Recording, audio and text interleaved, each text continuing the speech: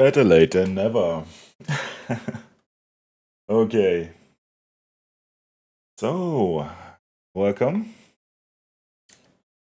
to my stream today, where I will start working on Stormterror's Lair for our collab that we started. I just really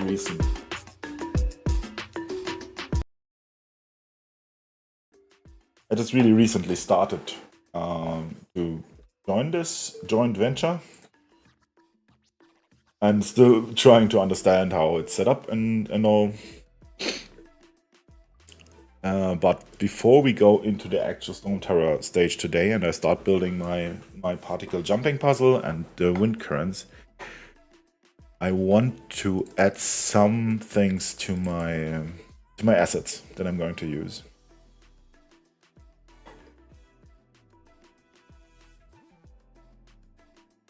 Because I'm not 100% happy with those, I mean, I can still refine them after they are placed, but if I create an asset pack, then right now.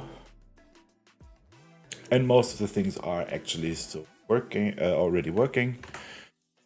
However,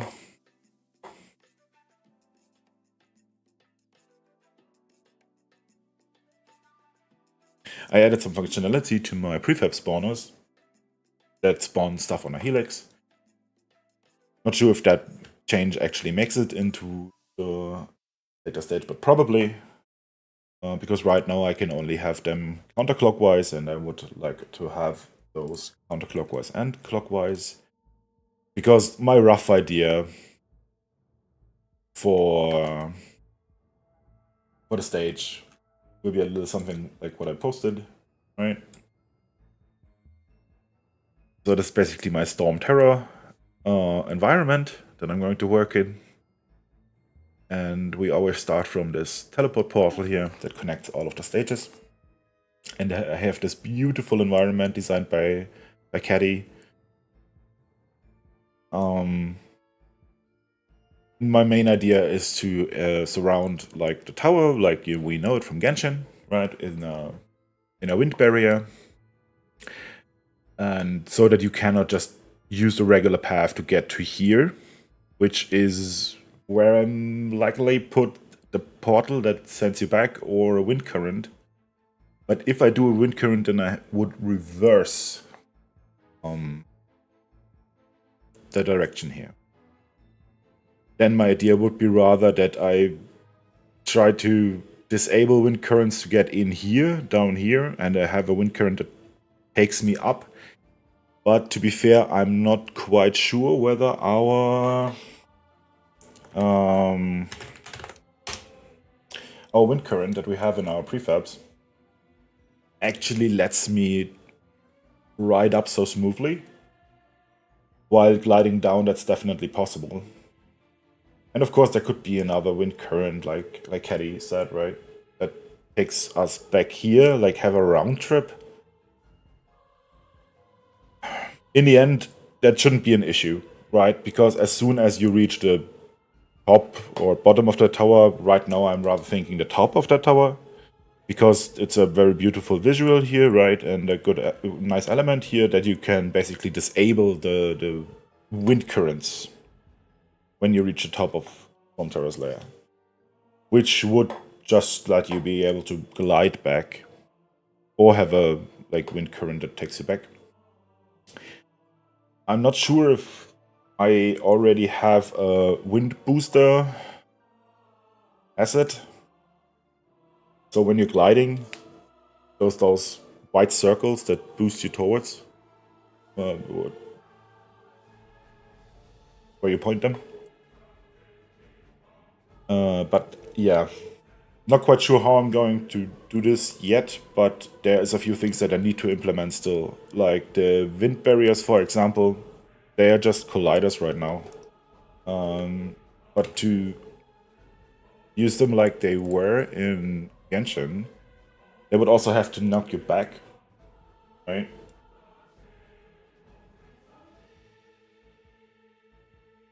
Oh, I still have the chat in here.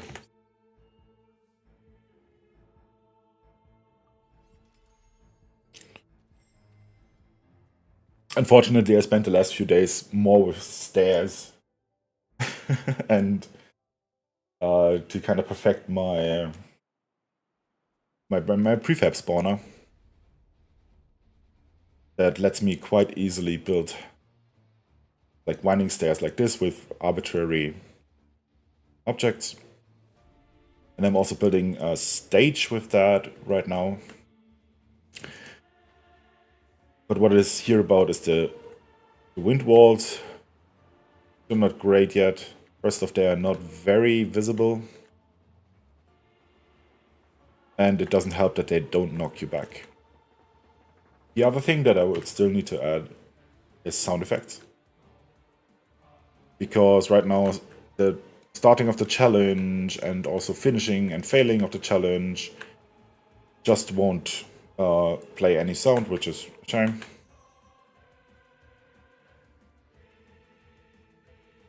Excuse the wild stairs everywhere. And right now these spirals, they are only counterclockwise, and I want to change my node graph, so... Yep. Oh. Yeah.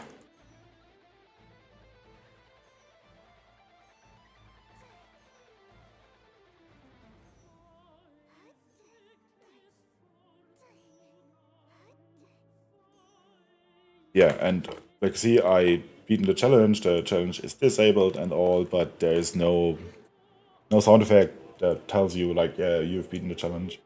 There's also no UI yet. So yeah, a few things still need to be tweaked here. Which I want to do today, and I want to build the assets here in my tutorial stage before I just export the final asset pack that I'm going to use to build the puzzle.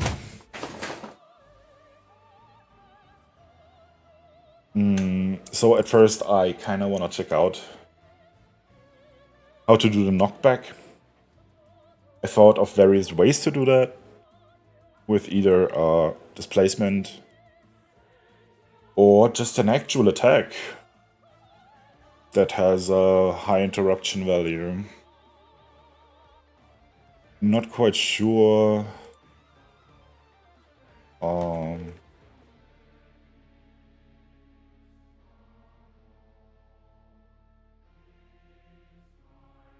I could probably do that with a collision trigger, right? I was thinking whether I have a on-hit effect on the wall.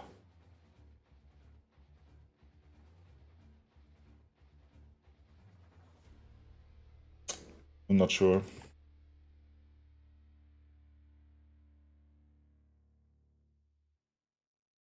Oh.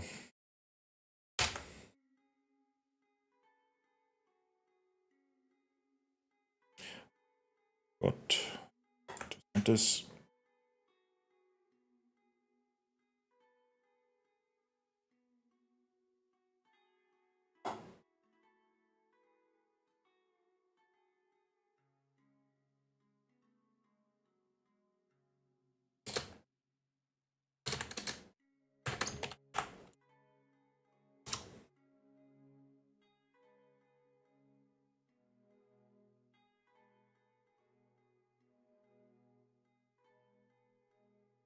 That was not precisely what I wanted.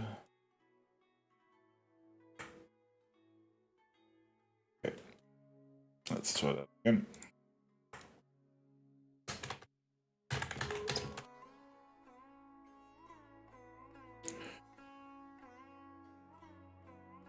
So we definitely need one.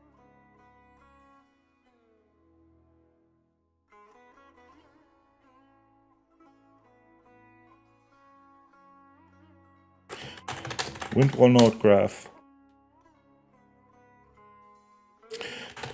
And I probably have a collision trigger here.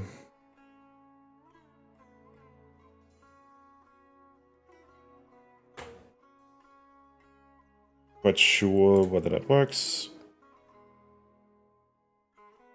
Basically, we don't want to do damage, right?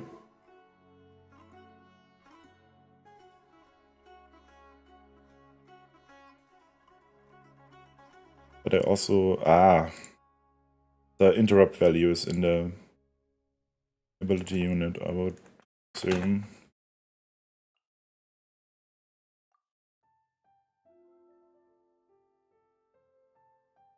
Where was it? Was it right here? Oh, yeah.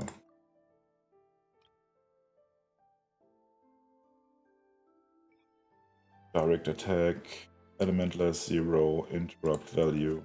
I'm never sure what a lot of interrupt value is.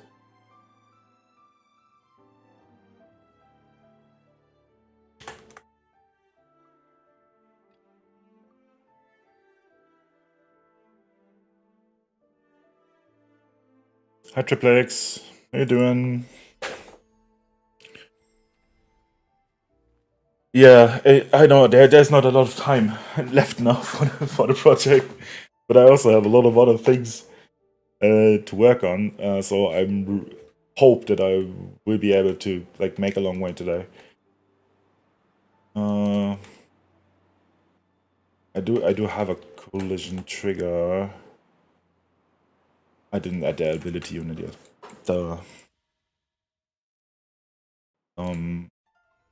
There's still a few asset things that I have to fix until I can start building.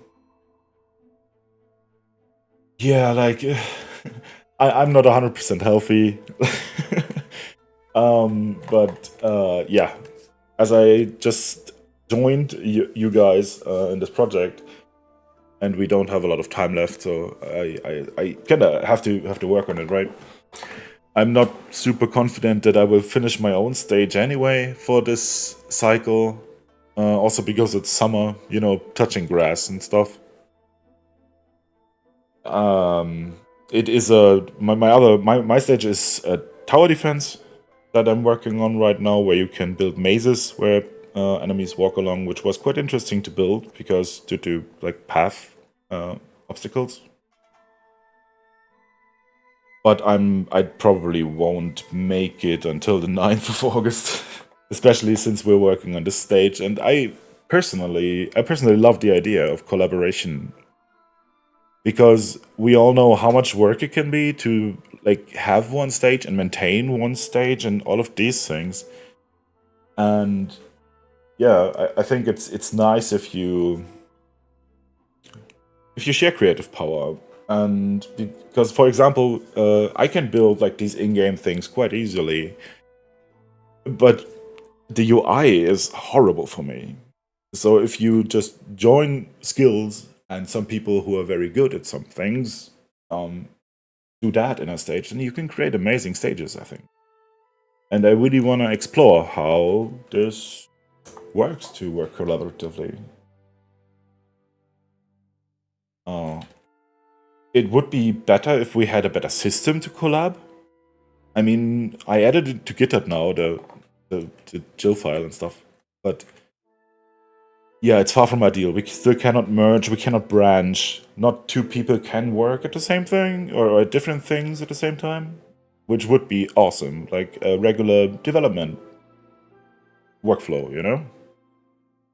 But I think that we could create great stuff here if we had that. Like you could do proper big stuff. And I hope that they will add something like that when they see that collaboration is working but cumbersome. I actually hope that we got like a in-editor feature that will let us collaborate or something, but apparently that was not the case now. Yeah, exactly. Like why would you branch then? I mean you could, totally.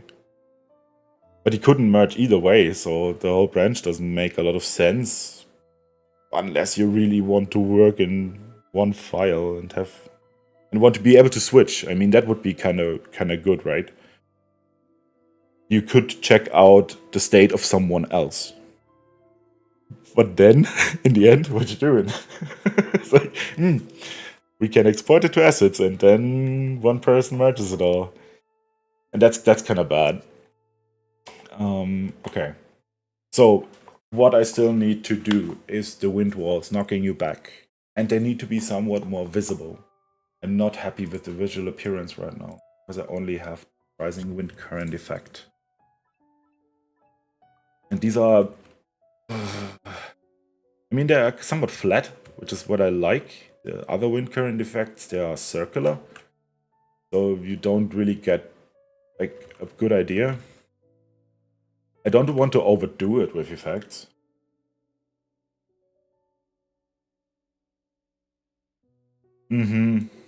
Ah, yeah.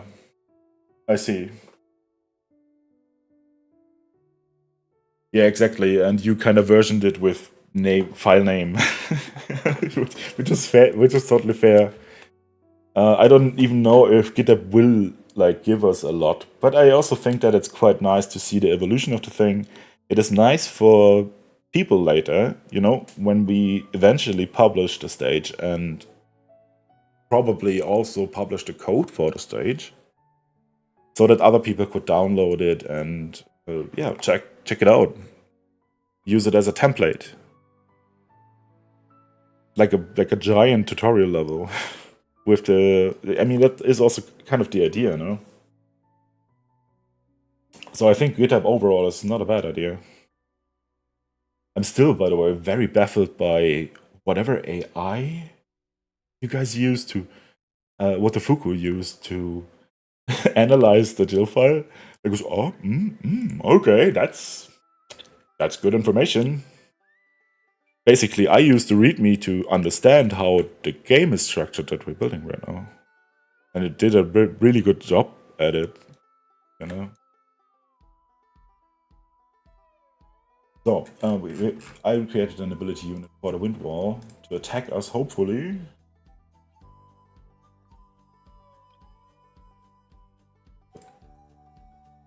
Yeah.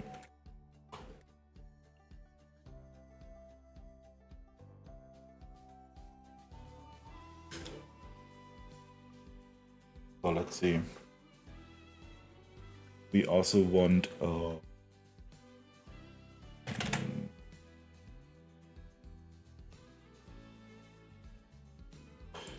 we want a hit.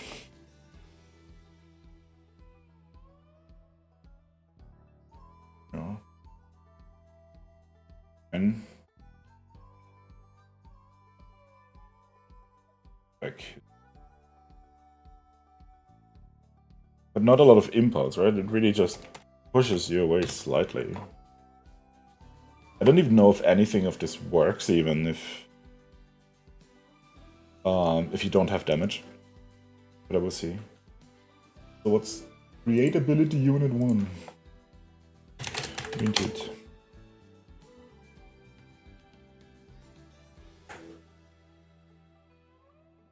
Oops.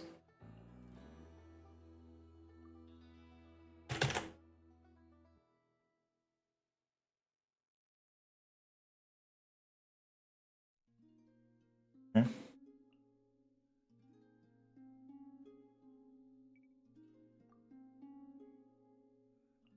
Should work now, no?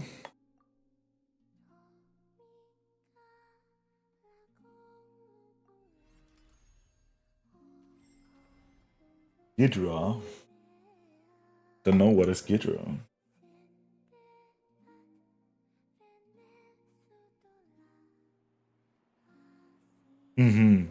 I personally also think that, I mean, AI is here to stay, yeah, but we have to like make it better, okay, to fit in our workflows rather than replacing it. And I think training your own AI to do something that you do all the time is very smart, and I think that every enterprise should do it.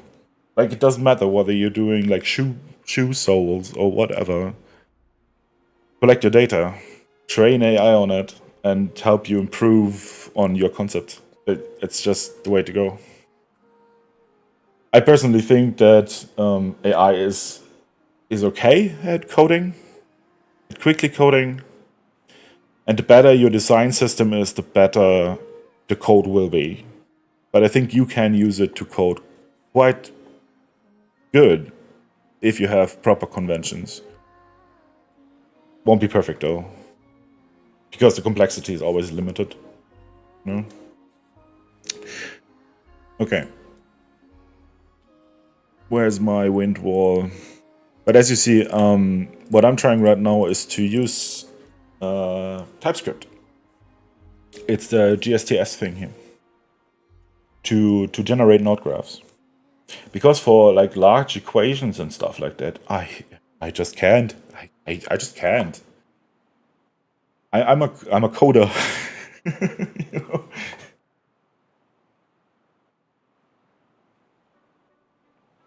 So what I would like to see is if we could just create a binary of AI and be a function state without ever touching the editor. Well, I mean, with a Claude bot and stuff, you can go quite long ways. Oh, good night, Alcarin.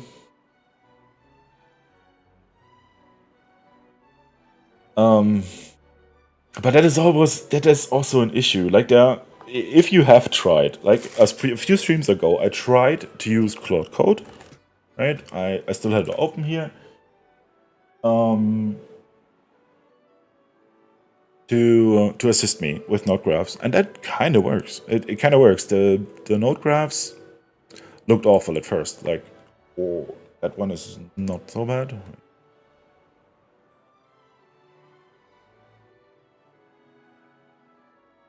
Oh yeah, it still doesn't do anything. It was interpolation demo spawn and spiral oriented. That's already the fanned out version? No. Yeah. Look at that. Because, you know, for every line in TypeScript, right? Let or const, whatever, be this. It will add one of these nodes, so these are not maintainable or just awful to read. And I went through several iterations with that. I don't know if they have the lean ones here.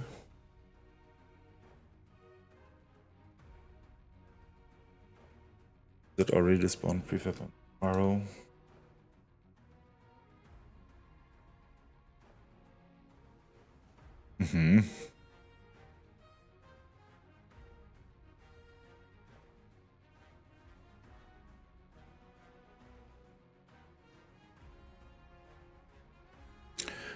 I had an optimized version of this.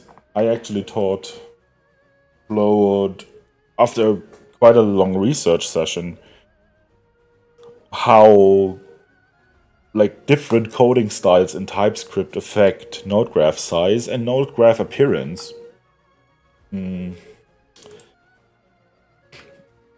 Are the new ones already here?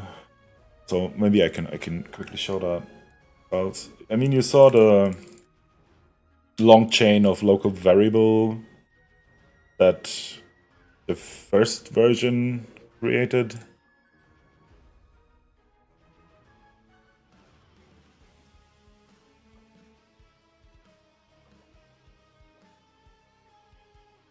See. Oh yeah, I think it was only linear path. This was also with CSE. I also implemented another step in my build chain that will dedupe the nodes, so you don't have duplications. I mean, we can have a look at it. It's not that bad, the result.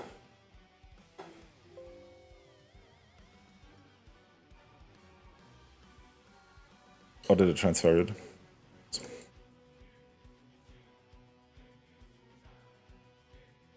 It's kind of better. This does a lot of things, yeah? Because it's basically like a thing that spawns interpolated prefabs on a path, and you have several options how to rotate, how the rotation will be adjusted. So this is actually a pretty lean graph that it produced.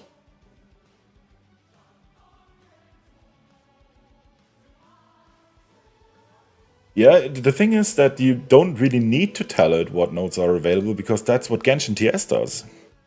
It's basically TypeScript. It's just it just tells what nodes are available and how they interact. So They are not super pretty. Reroute nodes. What do you mean with reroute nodes?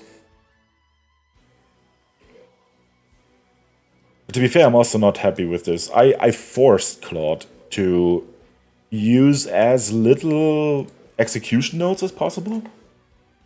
Really? But overall, the amount of nodes increased because they're just much more getter and like calculation nodes now. And it runs worse. Just the runtime is worse because like some of these calculations, they have to be done in a loop, while the code that got copy produced before, if you have a look at these, in the loop, there's basically not a lot of calculation happening anymore. Every piece of math that can be done outside of the loop is done outside of the loop. And now I kind of settled on a convention with Claude that's somewhere in the middle. Like, yeah, computational heavy stuff you can do before with like local variables, that's fine. But for others, just use... You don't have to store a node variable in a local variable. You know, and that's what it does. That's what it does in so many... look at this beauty. Yeah. Just this. It doesn't do anything except for filling the radius node graph variable into a local variable and using that local variable value exactly once. So there's no point to this.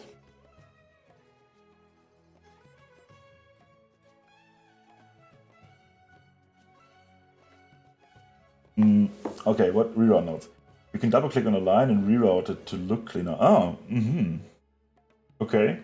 You can check Unreal. Unreal has been an eternity for me. I think I touched Unreal last time 10 years ago or more. Maybe even like 12 years ago. But I'm also not super keen of blueprints. Like, if I chose to make a game, then I will always rather use Godot today, or I did my own experiments with like code first Unity, which somewhat works. Yeah, I think it was Unreal 3, actually. Like, back in the days, there was no documentation for that. Like, none at all. The only source of knowledge was the forums. Really. Oh, that was fun. Yeah, I totally get it. I just also wonder why would I resort to this? If you have a look at the code for this, right? This is not complex code. It's a few lines of code. Even with the more complex spawners that I have here now, let's check.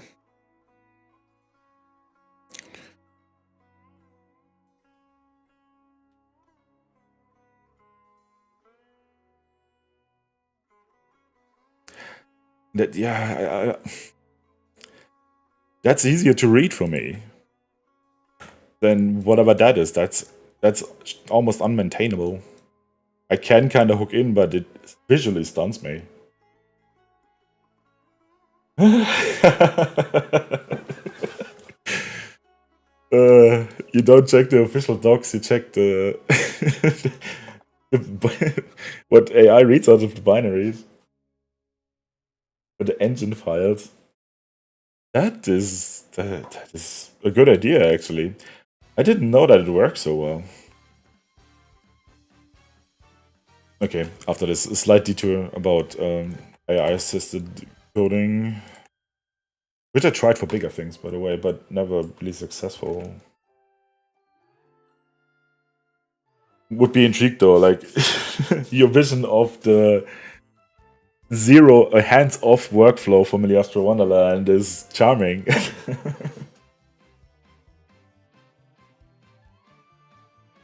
Absolutely, there is, and I don't know if that's like a very well-kept secret. I'm not sure how much we should spout that around. Probably should, as we are the teachers of this community.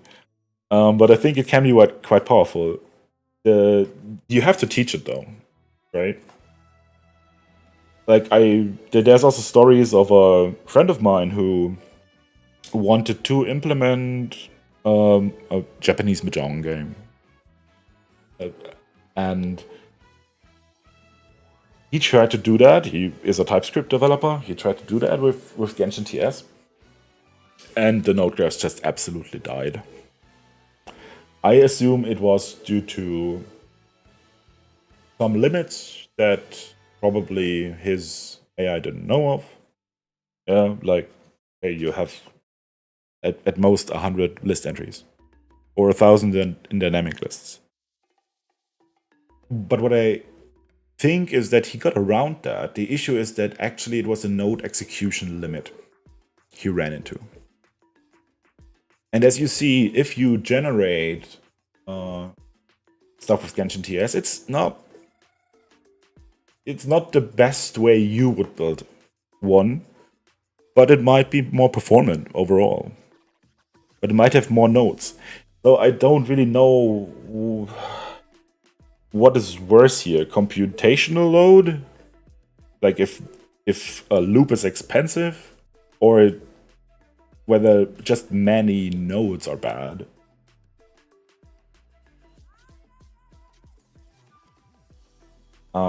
So yeah, the thing is that nuance is really hard here, and I tried to teach Claude to be better, yeah, and you kind of saw the result of this at least. Gets better, yeah, even though this is computationally the heaviest, because I think that within the loop we are doing quite a lot of quote-unquote heavy operations. Yeah. But that's the next thing where I'm not sure whether Claude, for example, knows what is heavy. But I think it's a good guess that getting an entity by GUID might be. But on the other hand, I also don't think it really is.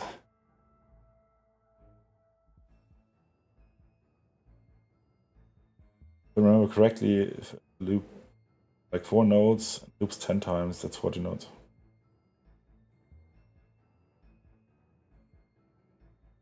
That makes a lot of sense, yeah. Okay, so it's really nested like that, yeah. So it gets better the more of this computational stuff you don't use inside of a loop.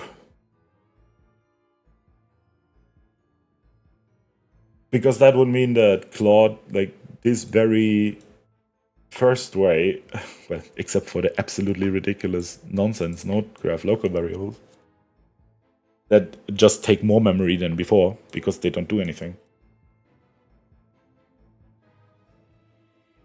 This is a quite good like strategy. I mean, there's still there is still a lot that needs to be calculated in the loop, of course, but to just pull everything out of the loop that doesn't have to run multiple times, even though it's these nodes. Yeah, and I think that was the issue, right? My friend probably failed at a step where they're just trying to populate the deck or something, where they had several loops running without and with all of that garbage in. No, if you do that garbage within loops, just because the TypeScript code says let x equals y, then I see how you run into node execution limits. So that's a caveat that you have to be aware of. However, I do think that it's quite nice. Genshin TS understands signals and how to send them. It will tell you if it needs, like, you can automate or half automate a process here. It's the same thing that you have in Unity, unfortunately, where you cannot just go code first. But you need an editor, you need objects and all of these kind of things. It's very editor-centric. So what Claude will do is to tell you which kind of objects you have to create and what node graphs to attach and stuff. It will sometimes hallucinate things because it doesn't really understand how UI works here. It just sees a node, floating overlay and floating interaction page, and will just assume that that is something that you can press. In the end, it's kind of correct if you have that, but it doesn't know of your UI and stuff. There's a lot of caveat. I think it's brilliant for example, for the node graph that I used to create those spirals and stuff. For that, it's amazing.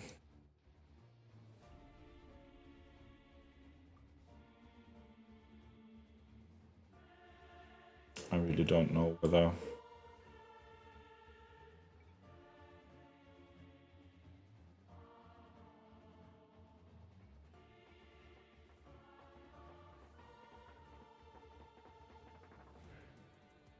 Oh.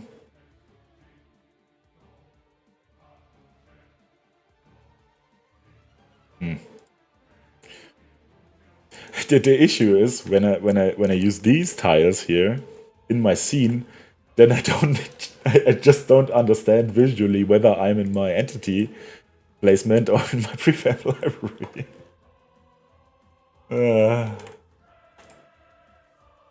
I wonder why is nothing in here?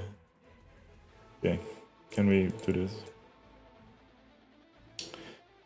Still didn't work out. I don't know if I maybe need damage for the hit to actually occur.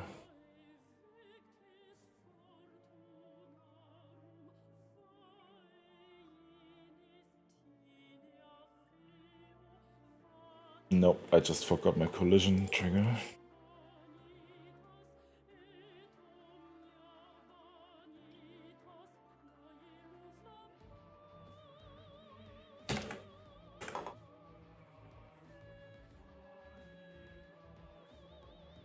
I love that track.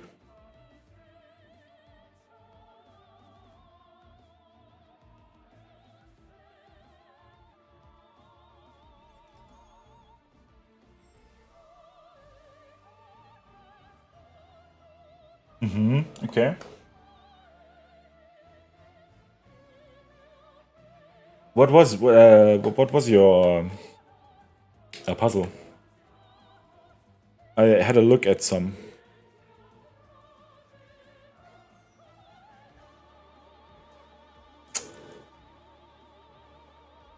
Okay. Block time.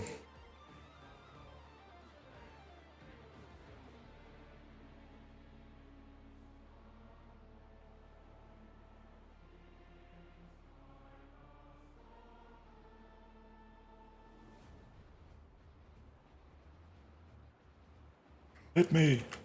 Hit me with all your wind might.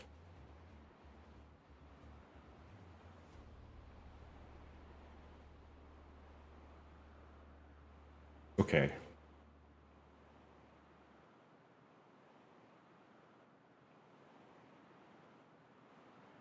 That makes sense.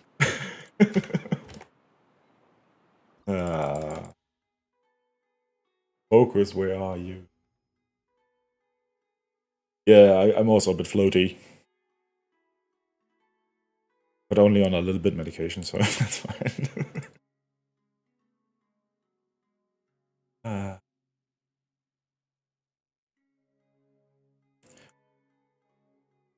Know what is one of my pet peeves in the editor? And what really needs to be fixed? I would really like to stay here.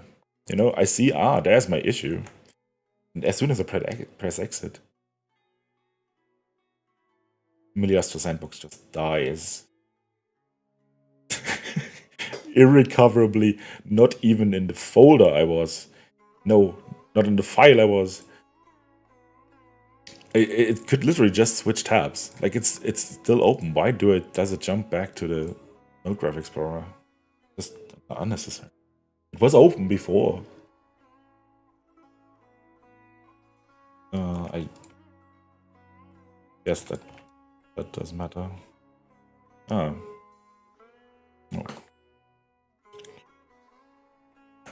Oh, that was wind hit, right?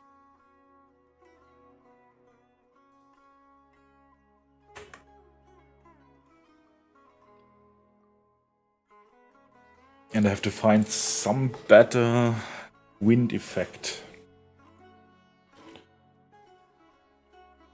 And probably also a timed one for gusts.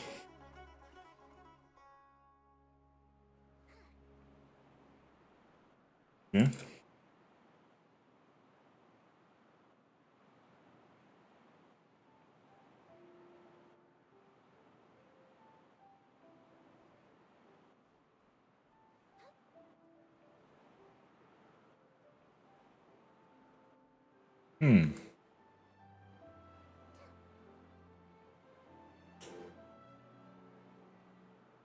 Because of action? I mean, it's much easier. Oh, it's the damage. I don't want to override it anyway.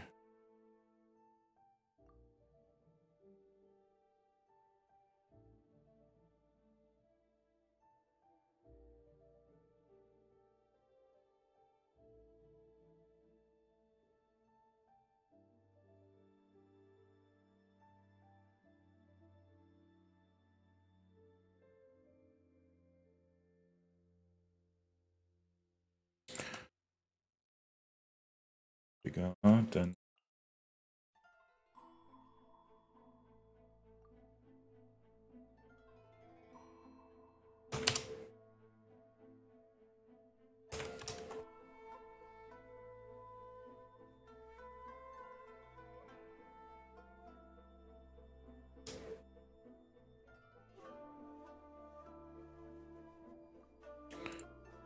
Yeah, but now. Yeah. Oh.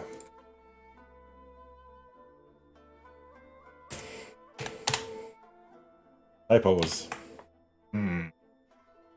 My favorite. Oh, hi, Mecha. Yeah, unfortunately, I'm still not presenting your stunning environment here because I still need to work on the assets a bit.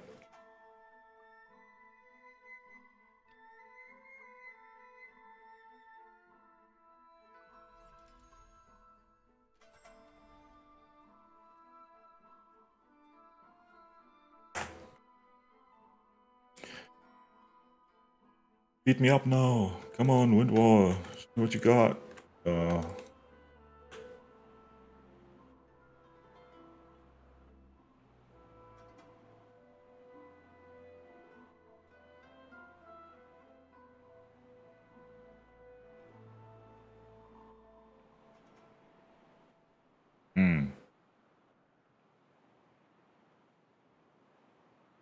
Okay. Not quite sure why, but why. Ah. Thanks. Does work. Sus. What?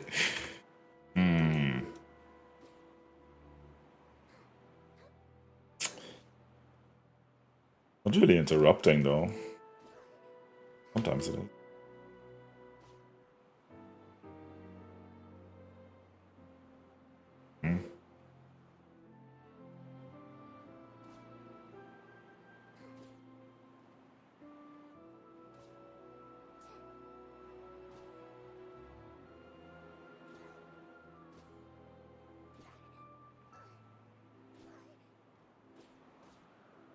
Oh, that could be kind of hard.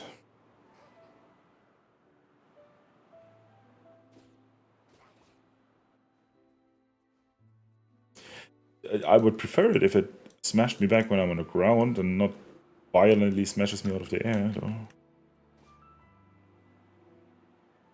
I thought that the knockback hit would be enough to slightly bounce me back.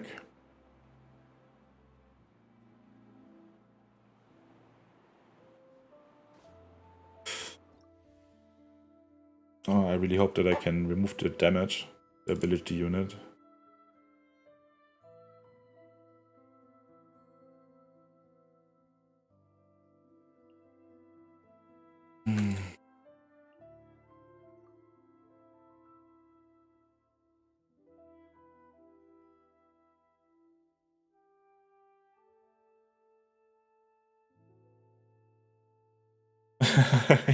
He had breakdancing is my only skill in my tutorial world, so I can have a screenshot. Let's see, 0 please? Can we have no damage? Great. Maybe the impulse is not strong enough. Let's go for crazy. Maybe it's not crazy enough. And why, my good sir? You do nothing.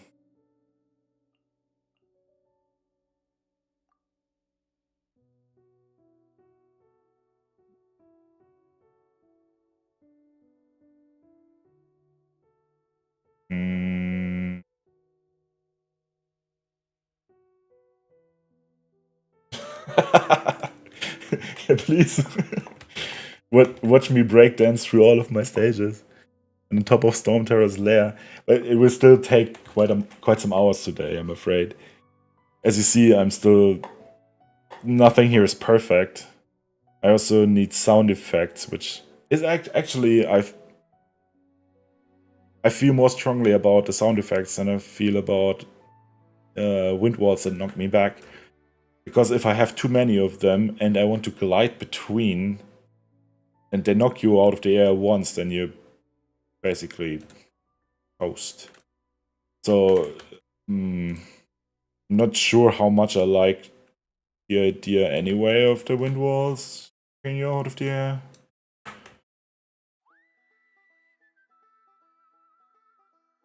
So I'd rather go with the other issues that I had, which is that the effects are not very visible. I don't think that they're enough.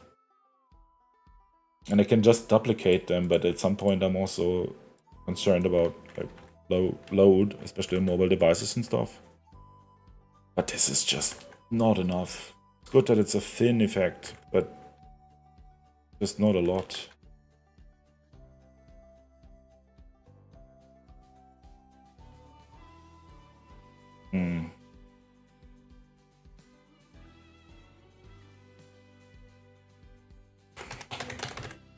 This ascending is not super important.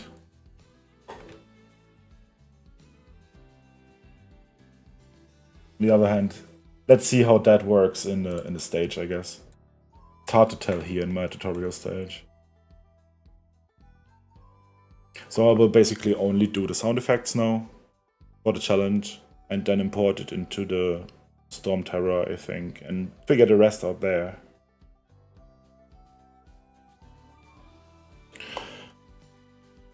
Okay. For the sound effects, though, I have to stop the beautiful music. What kind of sound effects do I want for? I need challenge started, challenge failed, challenge completed.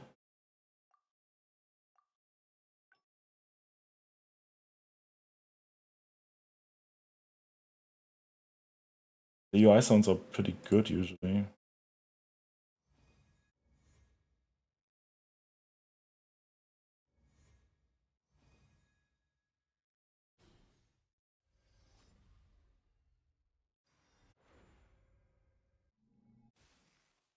I can absolutely not tell which one of these is what.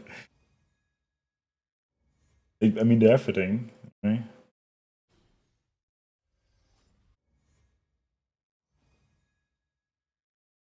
Like that one.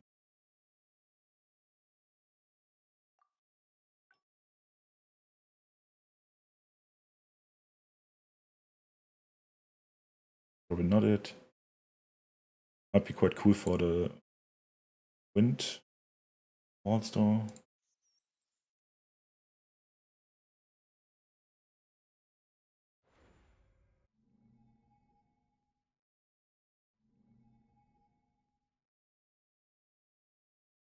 That could be a fail sound.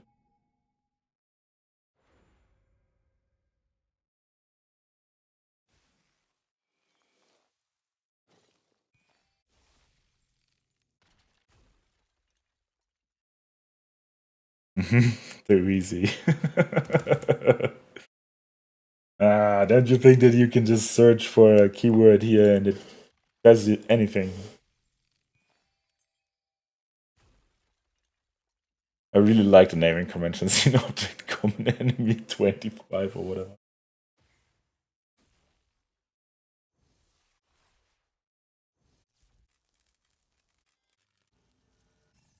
Is there any better way to look for sound effects here?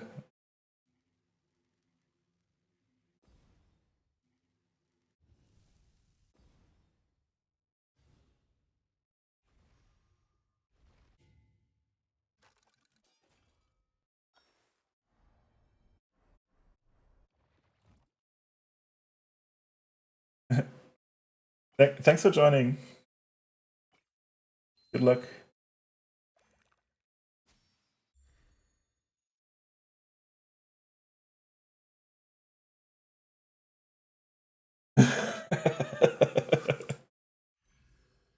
I see that triplex.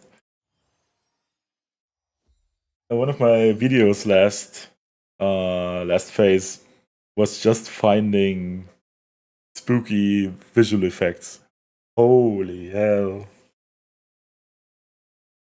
Afterwards, you just it does something to your brain after you scoured all of these lists and clicked everything. Oh.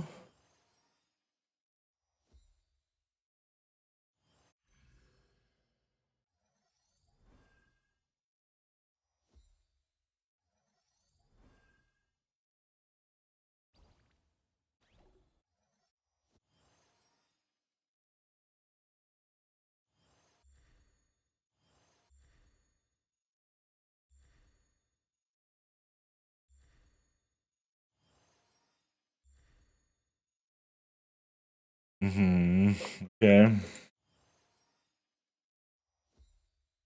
I almost think that these are nice, but they have a certain physicality to it. Like some wooden sounds or flash sounds, impact sounds, plop sounds.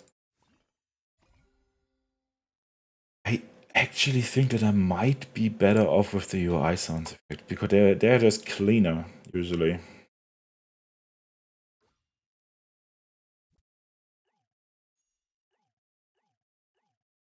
I like that one.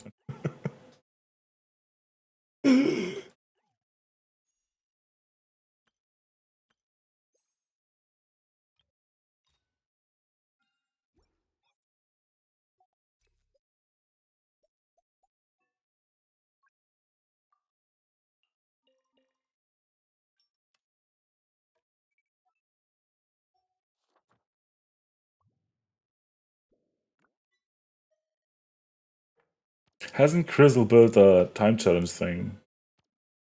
Did he do the science and find that thing already? Yeah, ideally the original ones from the time trial challenges. So when you started, it's like a woof that kind of starts the challenge, and you have the same thing kind of repeat when you fail the challenge.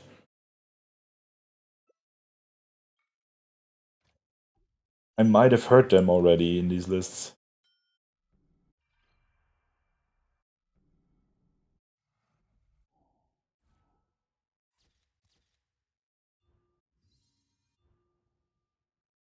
Somewhere closer to this.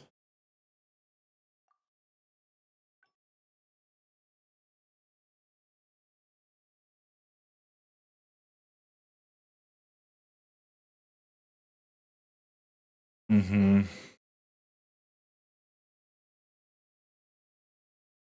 I didn't find anything with challenge.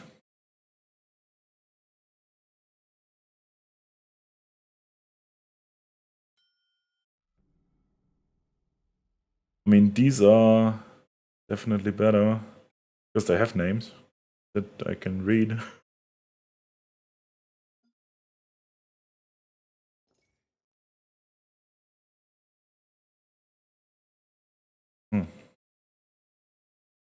I also didn't try the control motion object yet. How's it called? Yeah, the control motion. That sounds very fun. What do you say they are in world or scene, like environment? Oh, okay, they also have better names. Leaves, hydro, heat, rain.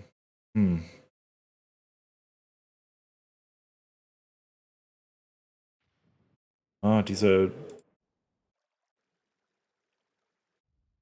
actual like weather sounds. Might be an object. No.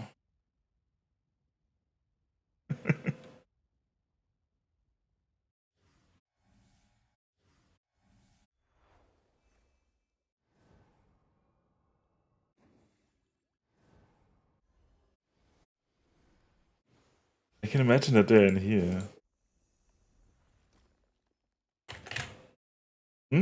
Okay, let's see.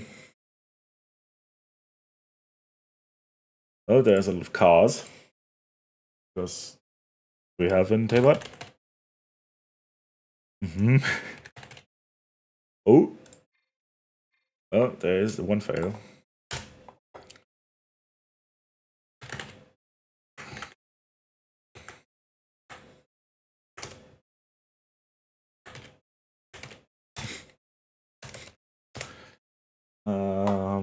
Okay, yeah.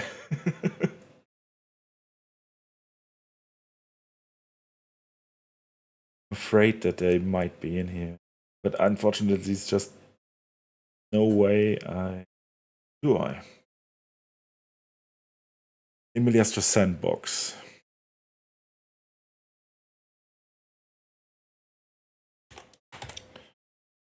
Do I have a list that I can read? Ah.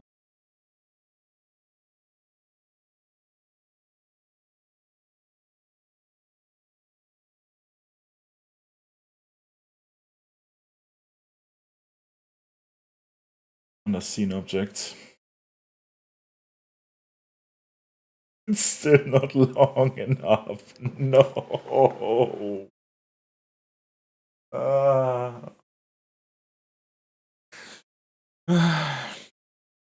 There is some UI in these softwares that is not designed for Arabic numbers and Roman letters. Unfortunately, I cannot pack a sentence in one symbol. Yes, that's good enough for Chinese. But at least now I know what the E was.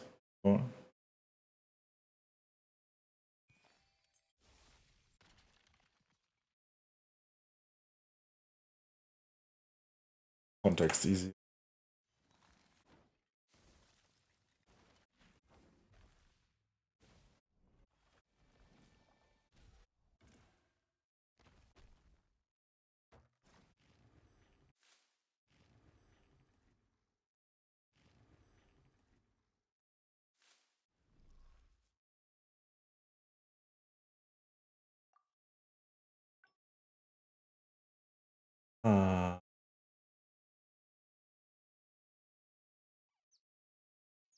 No, that was.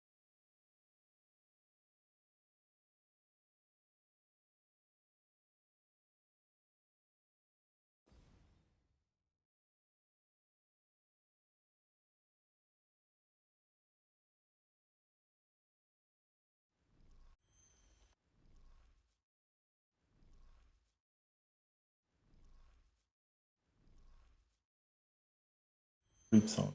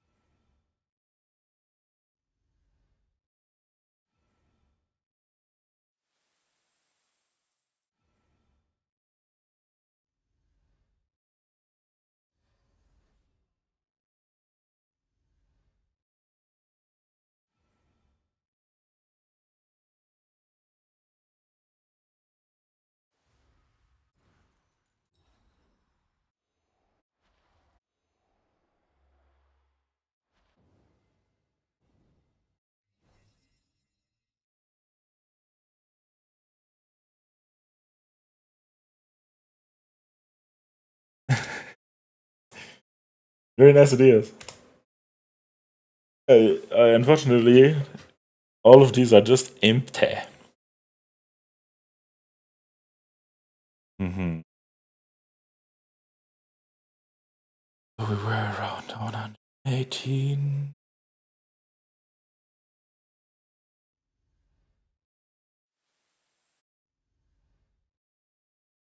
So hard to tell. They are all so swooshy.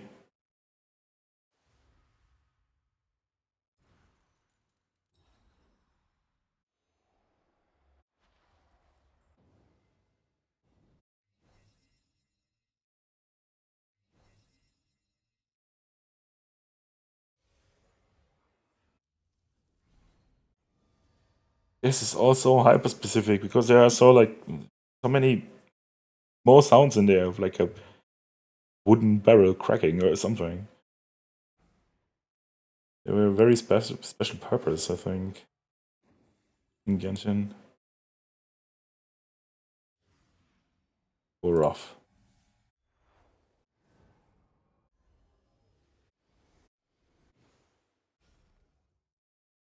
Okay, that makes it even more necessary to create some tooling for this.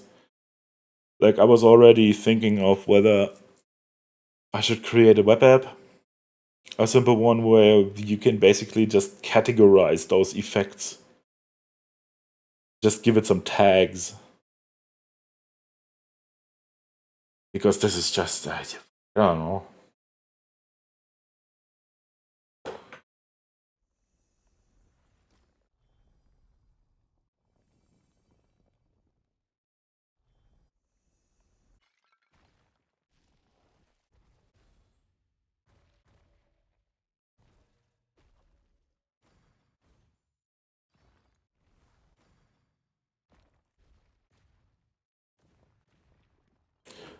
Ooh, this is bad. This is probably one sound effect for every puzzle that you ever opened in Genshin Impact. Depending on whether it was a rocky surface and something needed to move, or basically for every puzzle.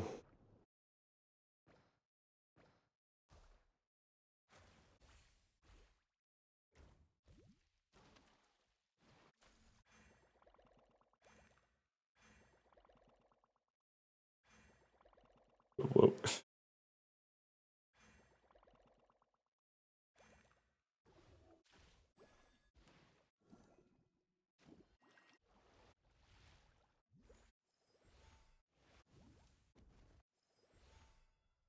Yeah, it's like a challenge sound but with bubbles.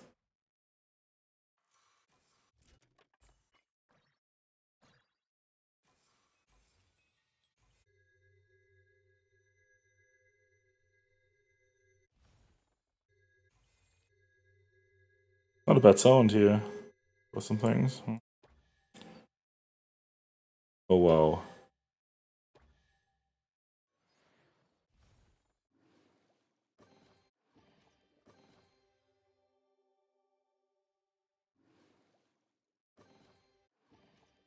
Yeah, it would be so nice if I could just say, ah yeah, tag this as chest sound. Oh man. Maybe we should wipe out that app, like, right this stream.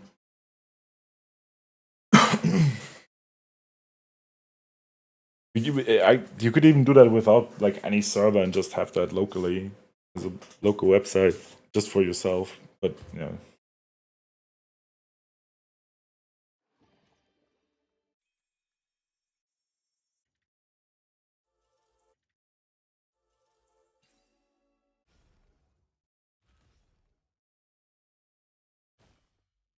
But the interactive ones here maybe have it.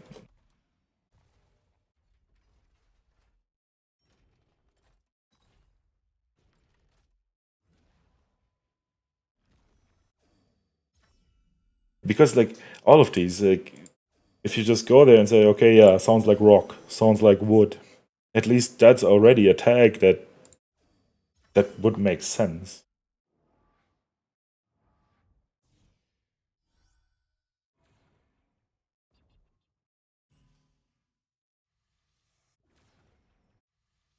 We can totally build that up if you have any kind of server that doesn't run only PHP.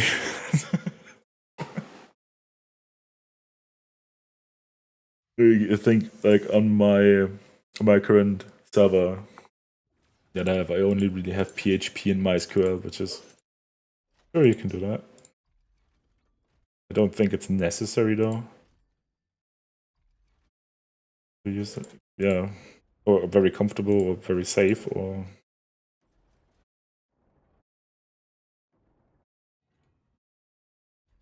comfortable.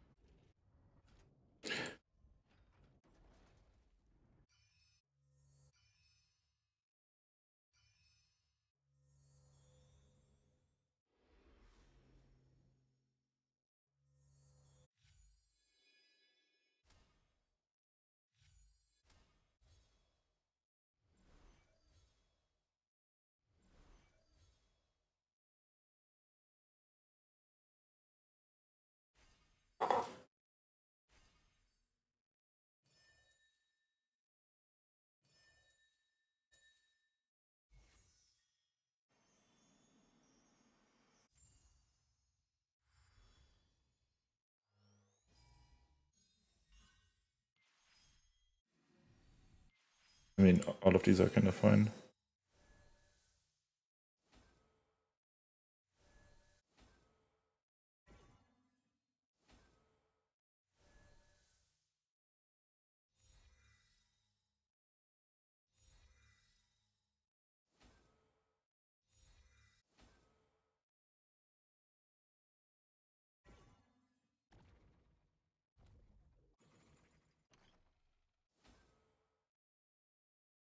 I think that one is actually quite close.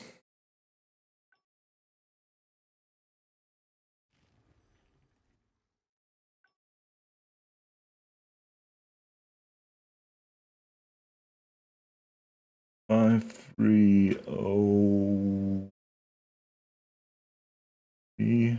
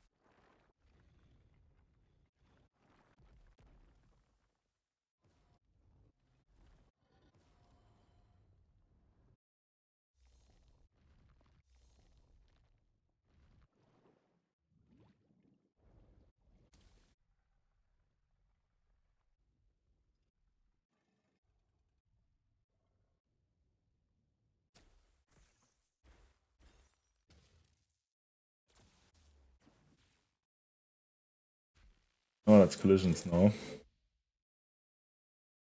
I think that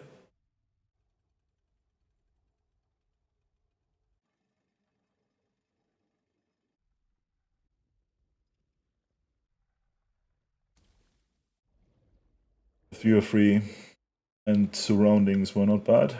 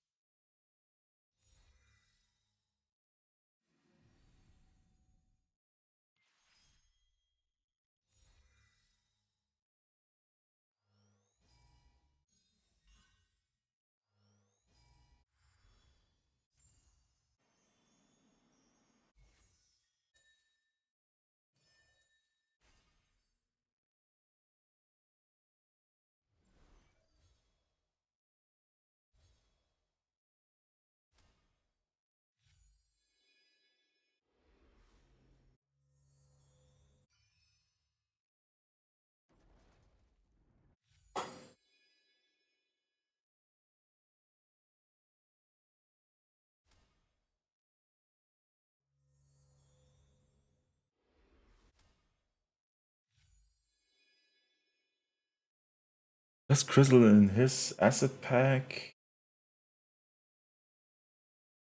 Does he have a sound? He did like a time trial, I think.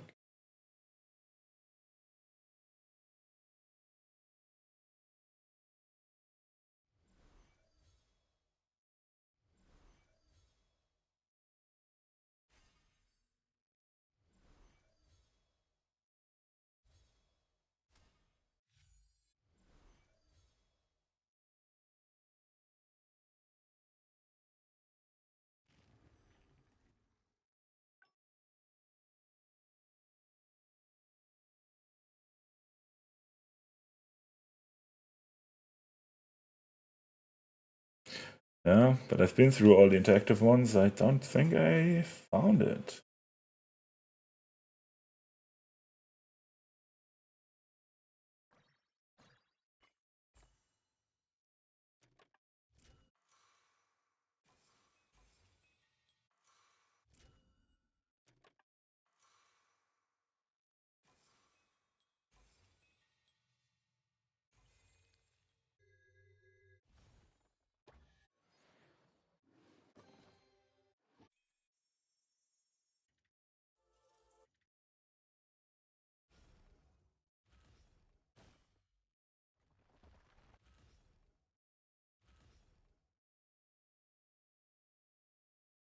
Oh man.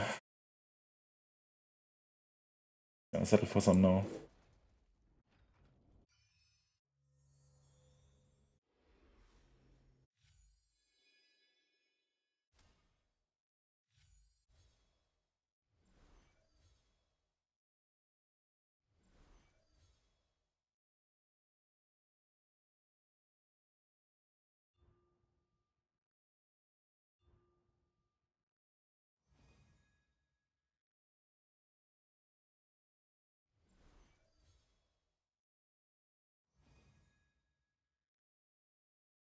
Mm.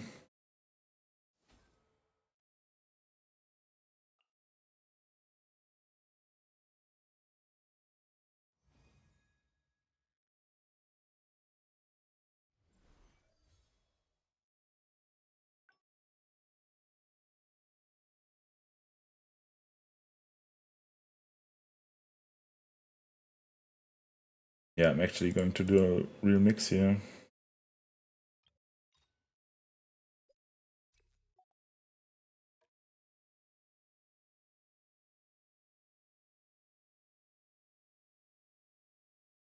Hmm.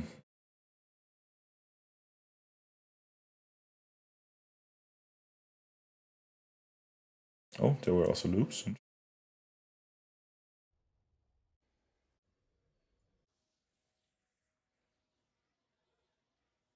I just need a win sound still, because I think I have like a start and a fail here.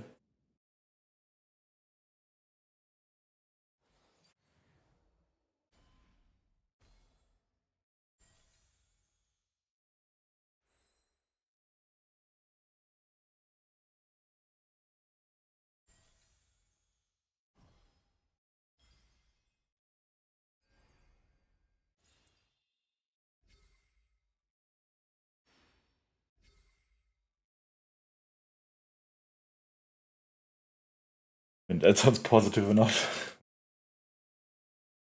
Yeah, it's definitely not the original ones. But I will put that into the layer node graph, I assume. I can collect particles.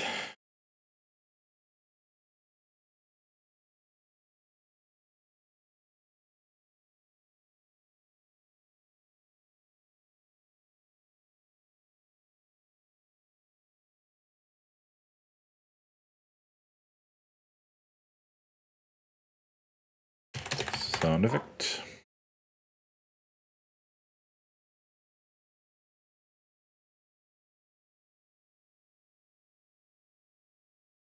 That should be self, because it's on the player.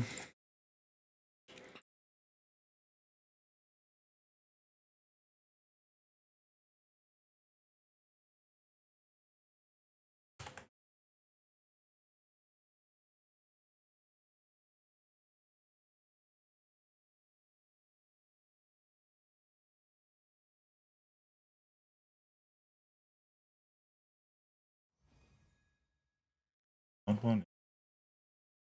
First one.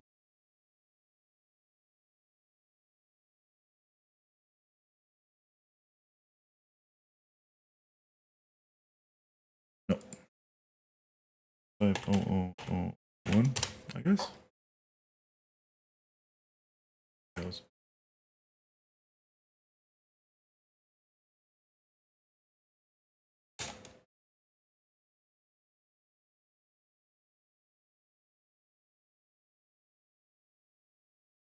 Not.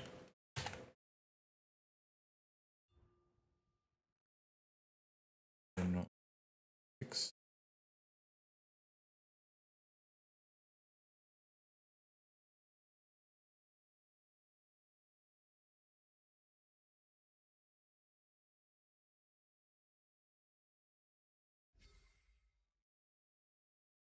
Wave.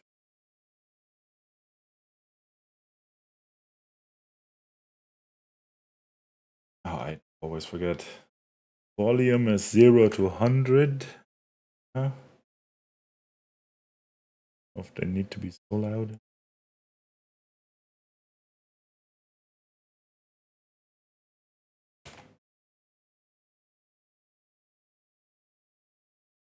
The playback speed is 0 to 1. Yeah?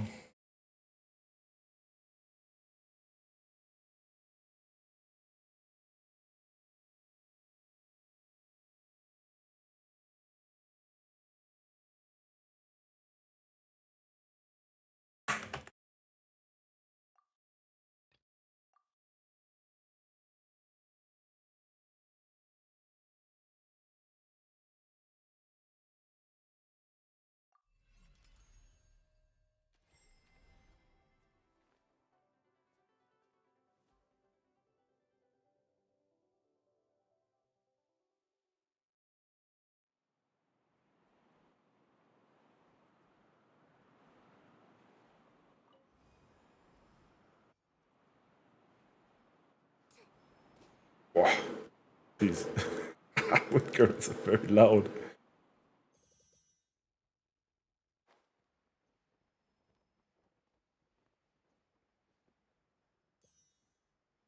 No.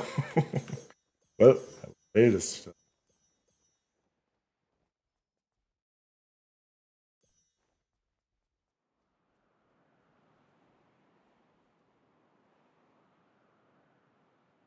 Yeah. I cannot be bothered. I have to test failing anyway.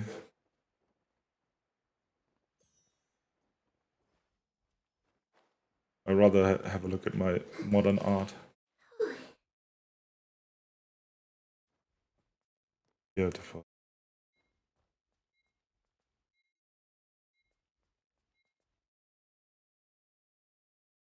God damn it.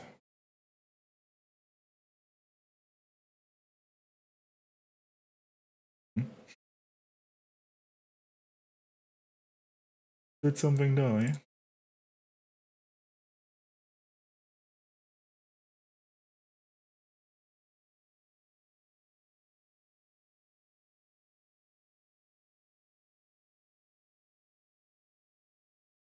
Yeah,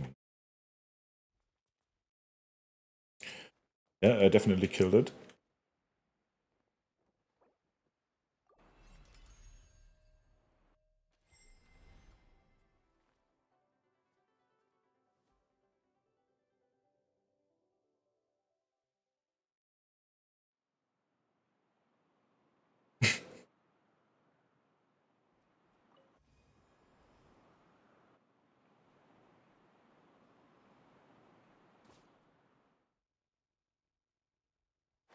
Ah, dear Lord.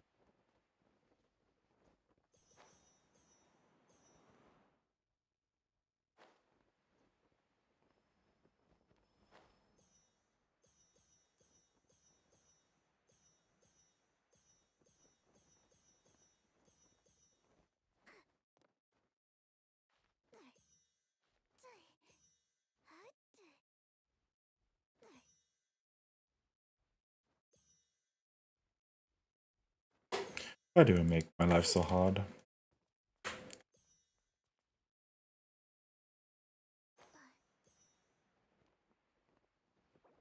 I definitely have to wait. I have to have a wait. Good. I win.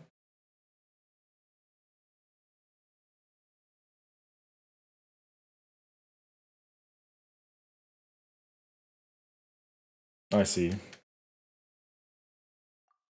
Good catch.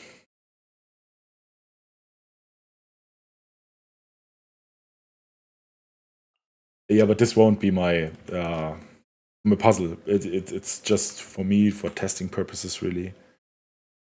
But speaking of testing purposes,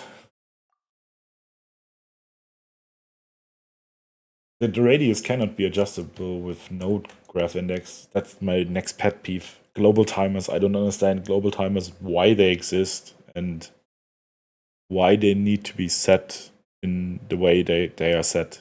Why do I need to have a 60-second cooldown defined as a constant from the beginning? Why can I not start a dynamic global timer of 50 seconds? I just don't understand why global timers have the state that they have.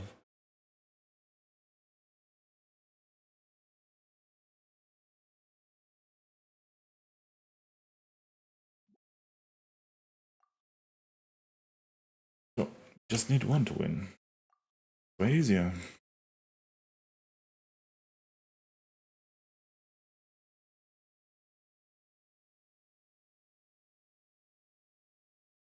Missing a 0 here.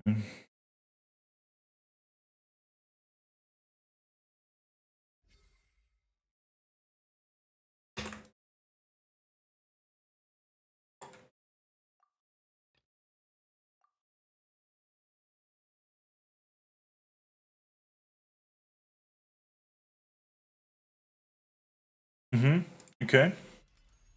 Yeah, I had like in my test run I had level 200. I'm not sure how important it is, but sure, if there's something progression like, you can just tell me what it is.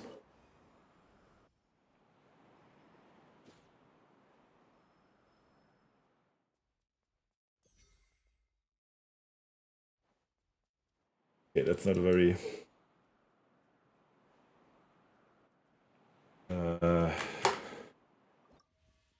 very audible. Let's see.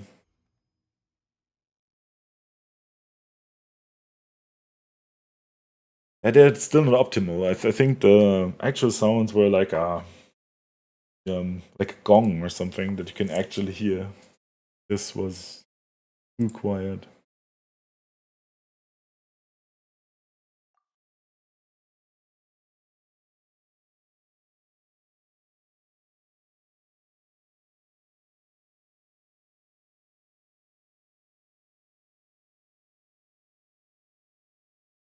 Oh yeah, yeah. I saw the queue. That was ridiculous, by the way. You did the skills, yeah. Is there an upper animation limit that you can have for projectiles? Did you hit it with the archer ultimate? I think. I, oh, that was Watafuku. Okay. When I cast the ultimate the first time, I noticed how my my graphics card started to sweat. That was funny because it has so many layered visual effects. That yeah, I definitely had an FPS drop there. I should maybe disable most of these sounds because I deafening.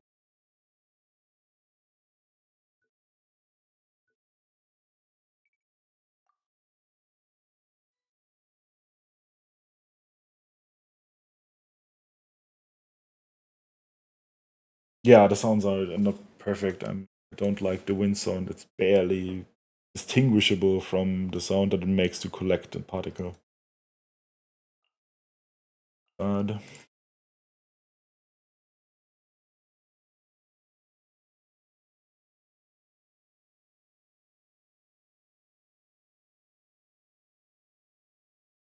the Genshin stress says, yeah, it can handle quite a lot if you just spawn a lot of enemies and fire like projectiles in there. That's actually quite fine. But I don't know how far you can go with that. Like, obviously, that ultimate that we have for the archer, it's okay. But as soon as you spawn it, it definitely will have a slight FPS drop. Okay. Yeah.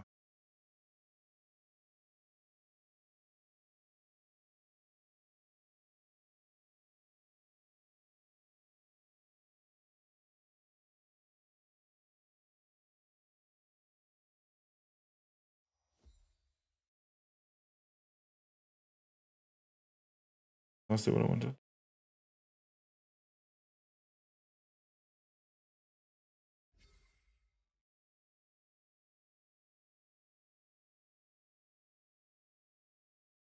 Will always expand all of these categories. Lord.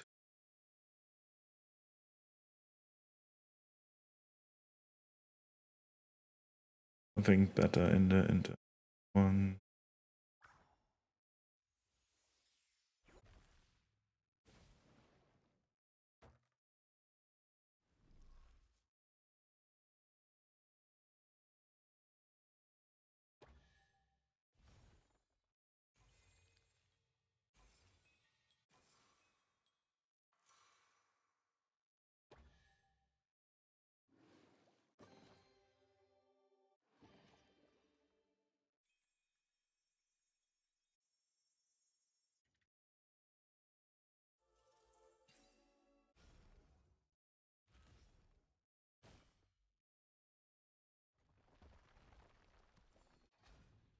And I can use the unlock mechanism if I unlock something.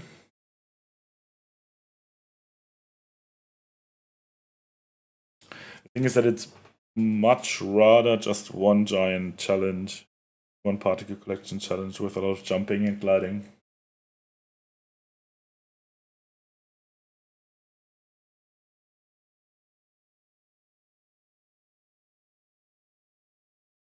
Give me a second. I'll be right back.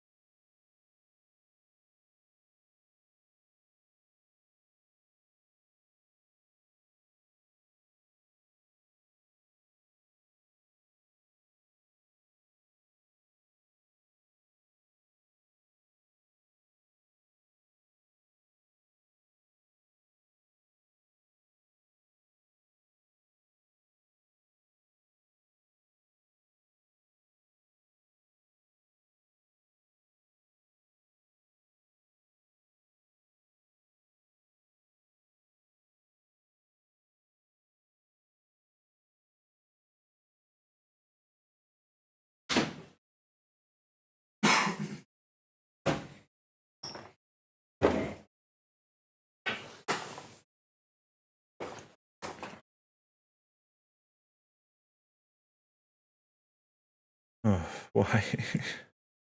It remembers the scroll position, but not which categories were open, which makes a lot of sense.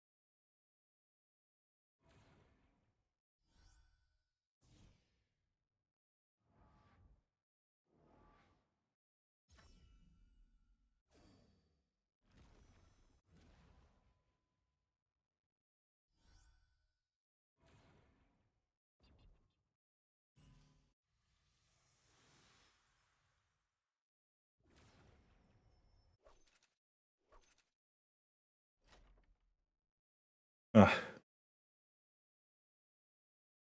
The active mechanism, I think it was, at least. Oh, that it fits. Oh.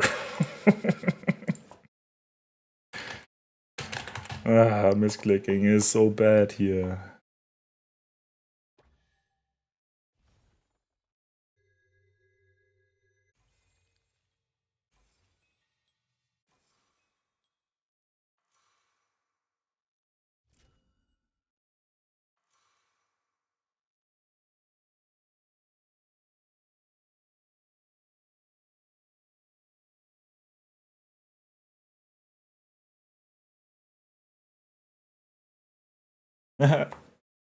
Yeah, okay, have a good one.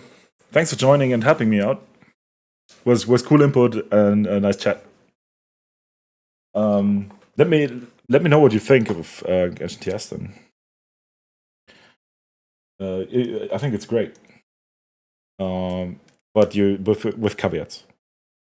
But I think we can get used to like using it. Yeah. Okay. See you later. Have a good one.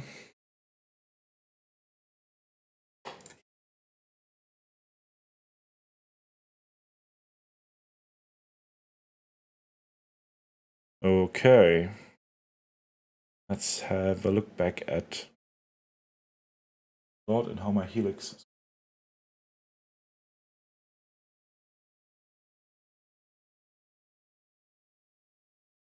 I think it should. Oh. Let's check though.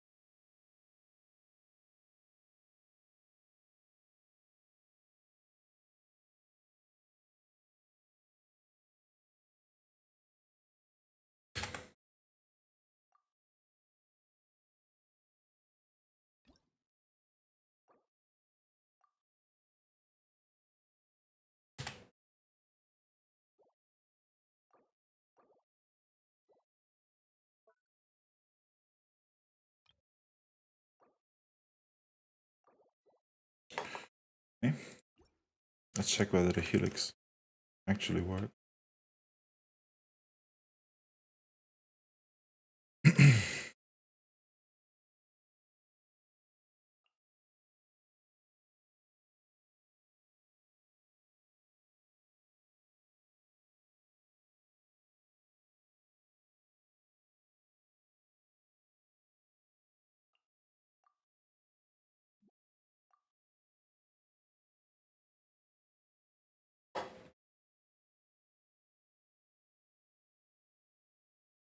Open helix. How does it look?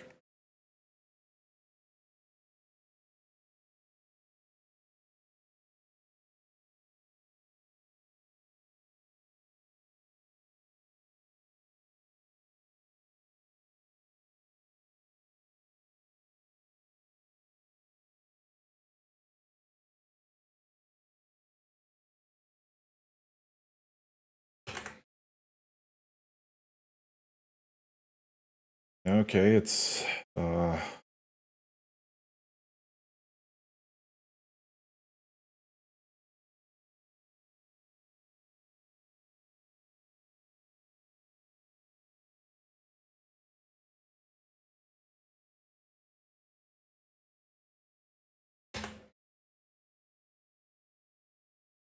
slightly more options now. Just the end UID is important. Prefab ID. Have all here. Everything else kind of stays the same, and I don't any of these. I return. Invert the direction of. Because it should now be clockwise.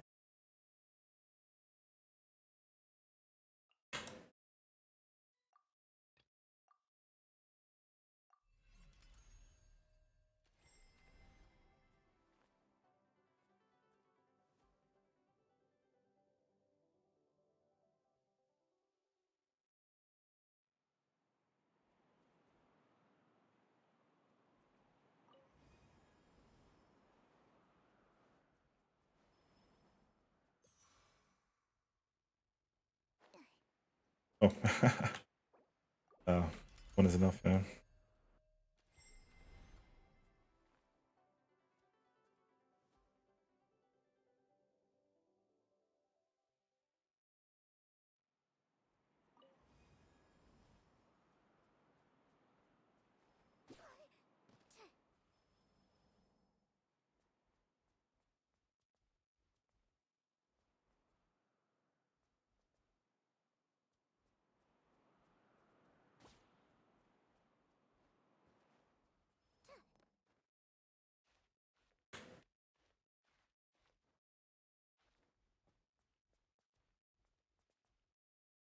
Is that clockwise?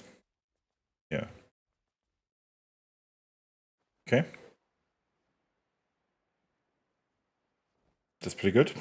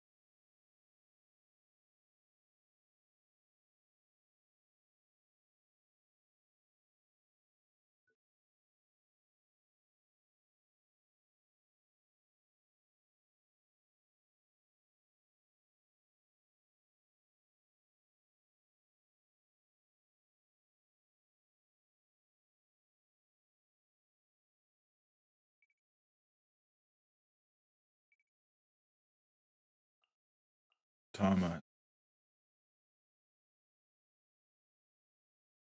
Oh,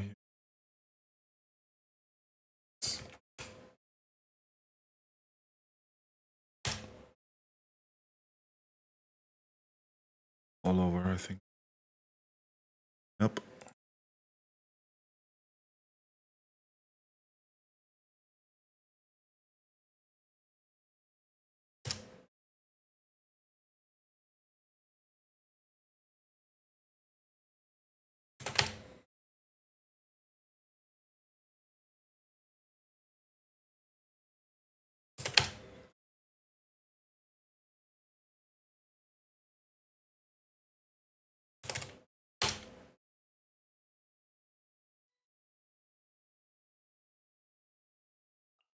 And I can already export it, really.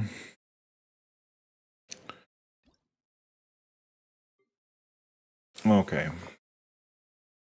Do we need?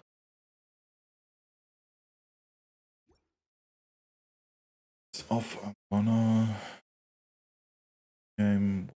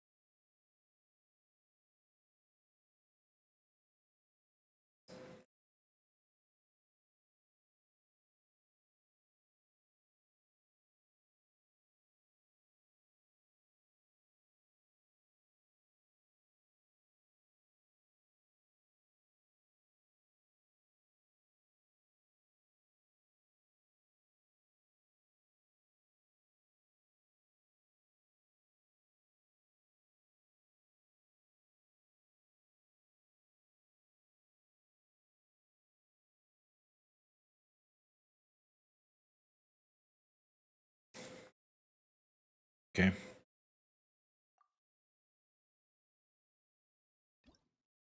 Export. Layer template is in the.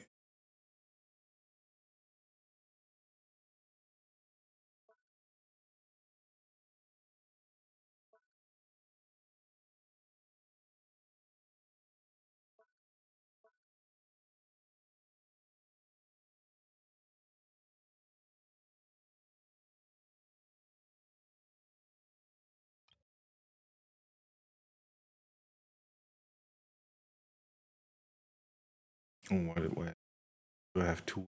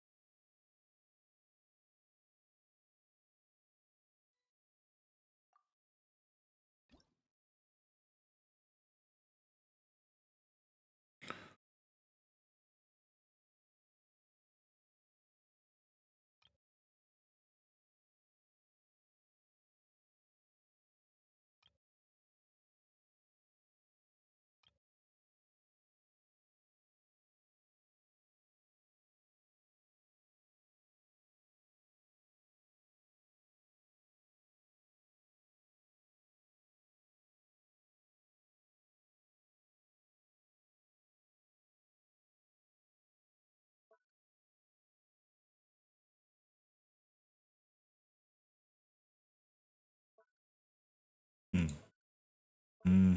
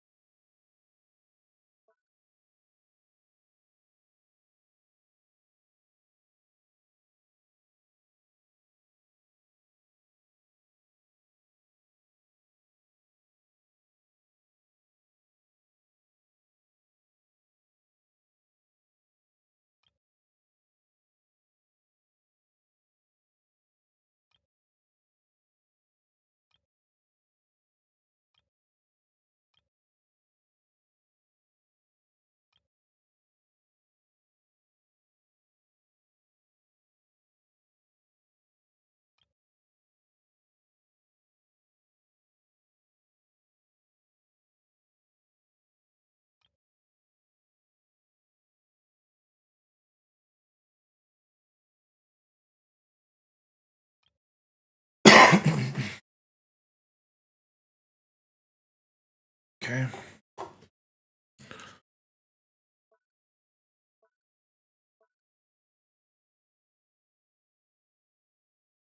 Oh.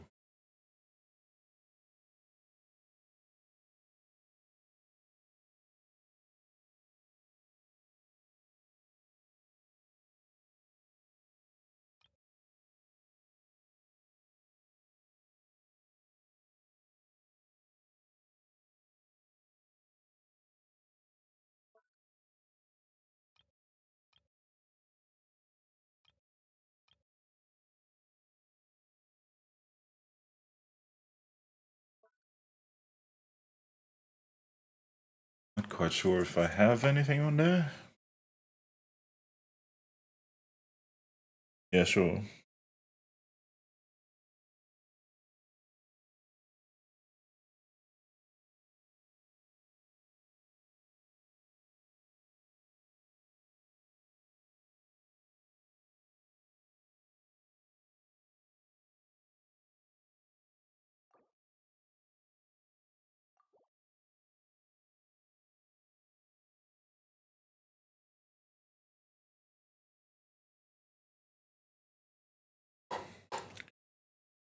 Particle challenge.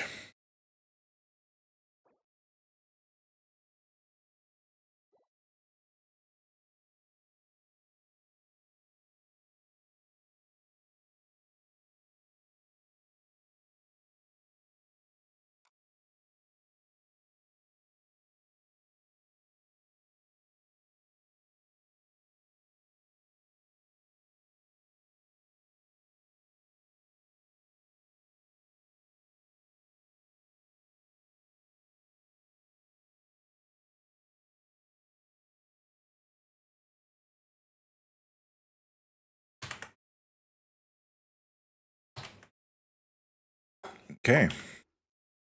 Then I can finally go into my final environment here and start building my actual particle puzzle.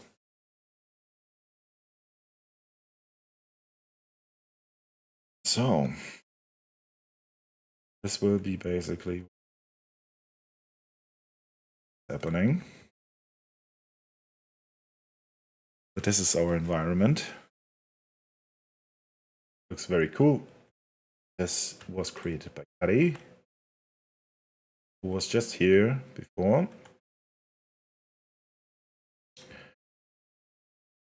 Now I kinda have to make my way.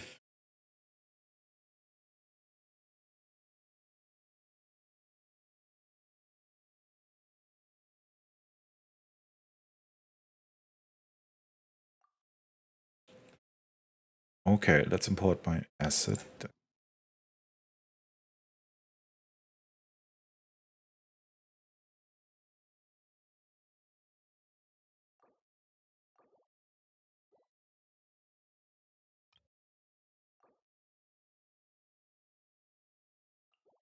Quite sure how we're this here. Oh yeah, okay.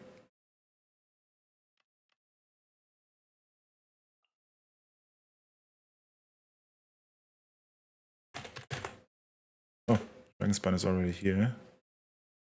Drew Rin's Heart.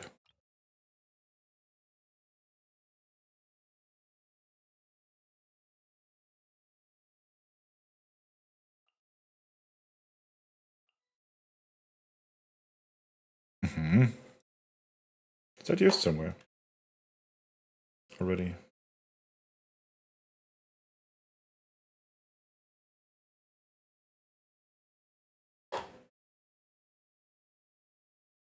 Okay, let's see. So the main mechanic that I have here, where I have imported it,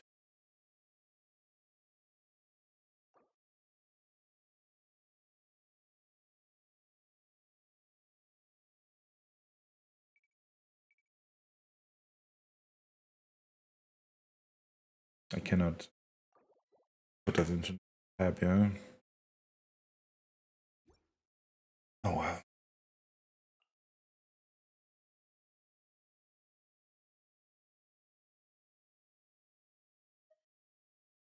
And we are going to do it manually.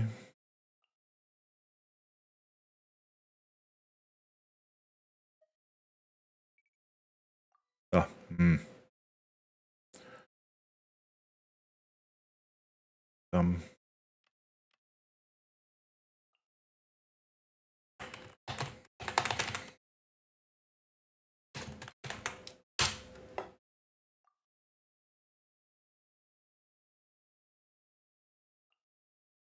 oh, it's already there.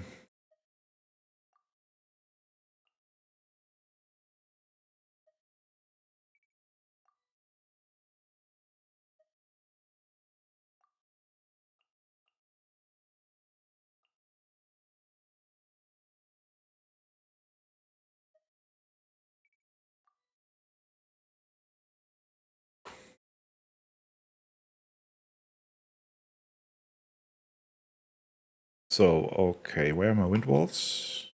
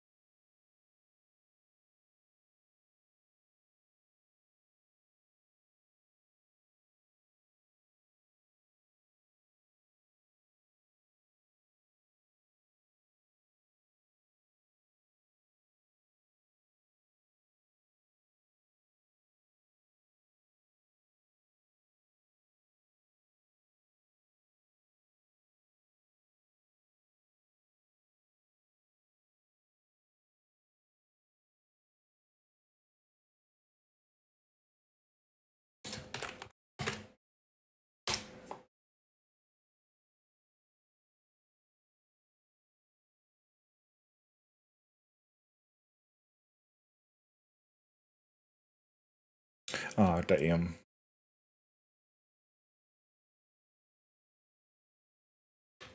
I think I didn't import my wind wall object.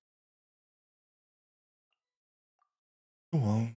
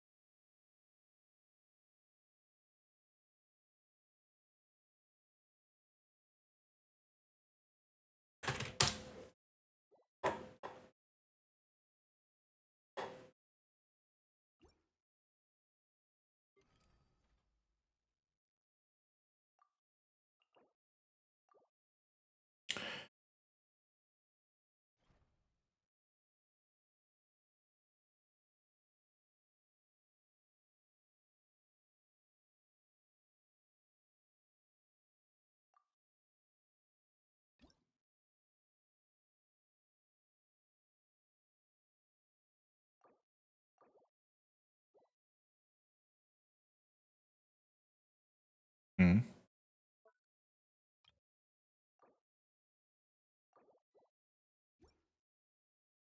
Okay. Category.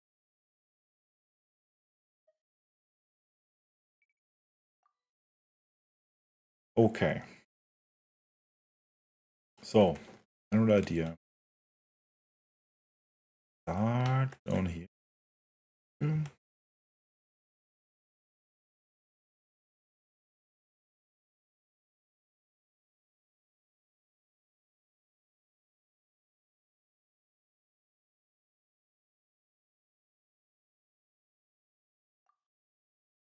Just want to have a look other preset points.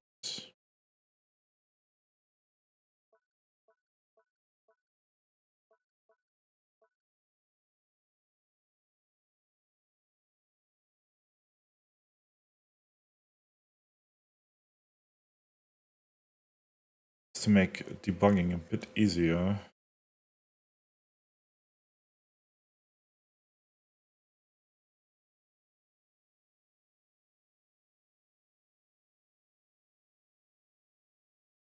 And I have to add back Enkanomiya on top, I think. Because I need to know how much space I have.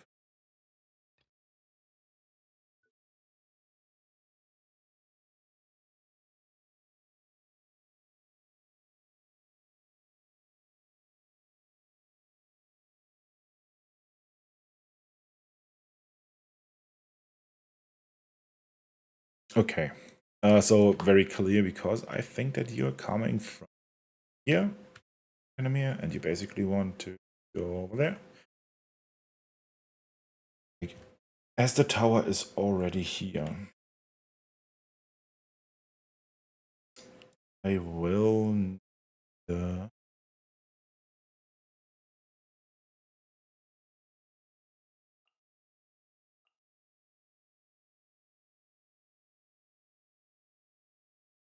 wind wall 1.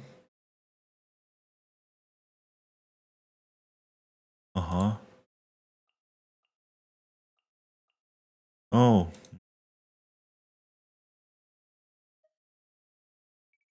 My wind wall was already here. God damn it.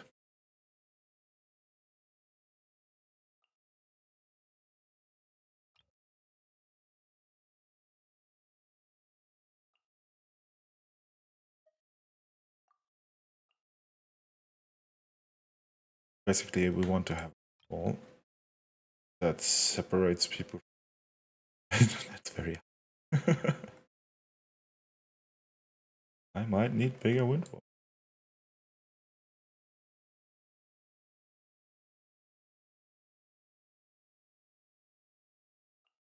Okay.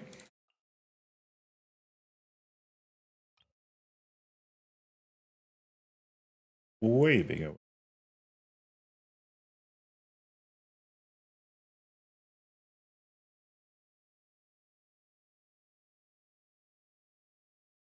I could use my circular spawner for this. Make a surrounding dust.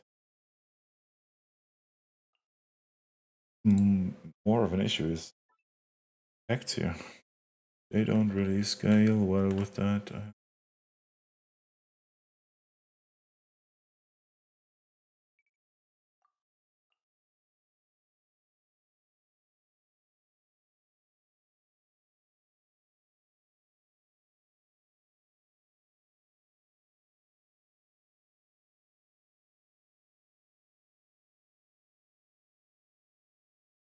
Now the question is really whether I will go here in the end and destroy all the wind gusts, for example, destroying the crystal or something.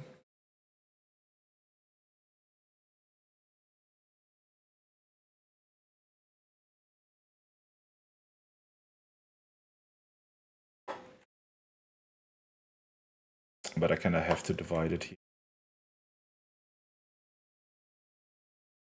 It's not easy because it's right on top of it. Really, it just that necessary if we play it through. Will Enkanomiya just disappear? Right now it is glitching into the...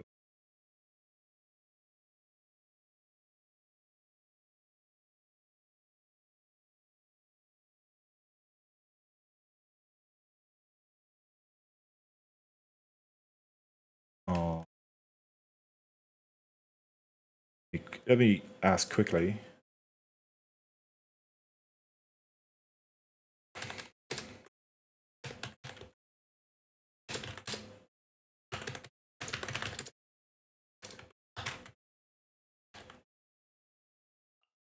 let's check that quickly.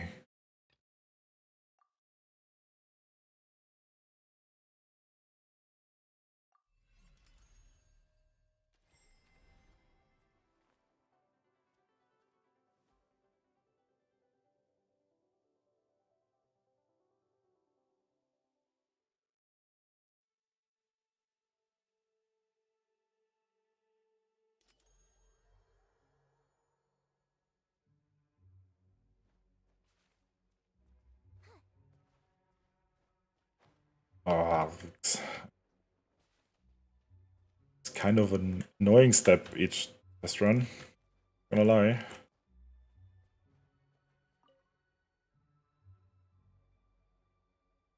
Do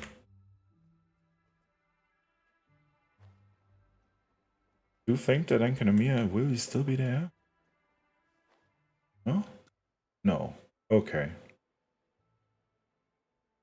Good.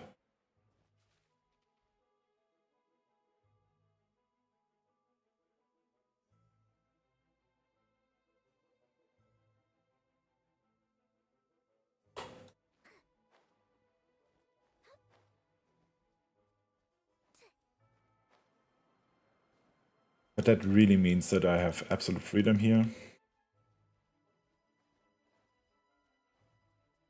Where I can go. Really nice. However, I won't climb up there just to set the thing.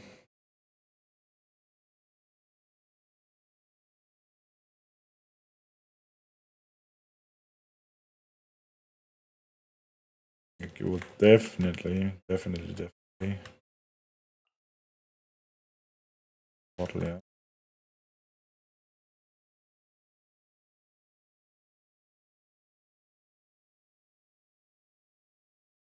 Not climb there every time. I just cannot forget that I have to remove this later. But yeah. For now, I'm gonna place that there. Really nice to know that I don't have to pay attention to any of this, really. Because I will just have my own area, which is quite nice.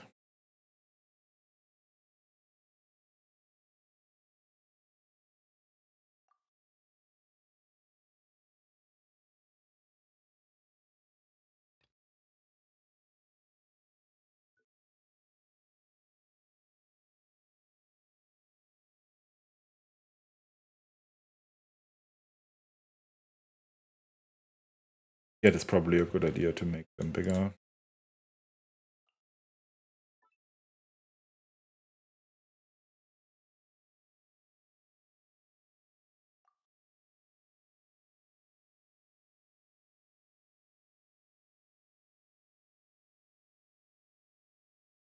Anyway.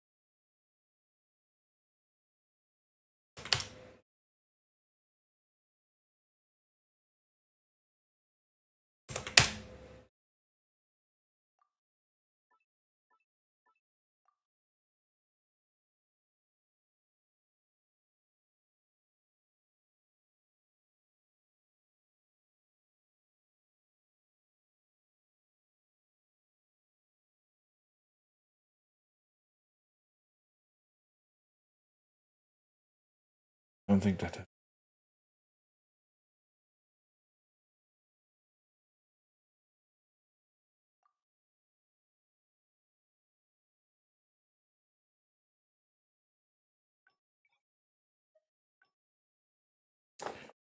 I don't think.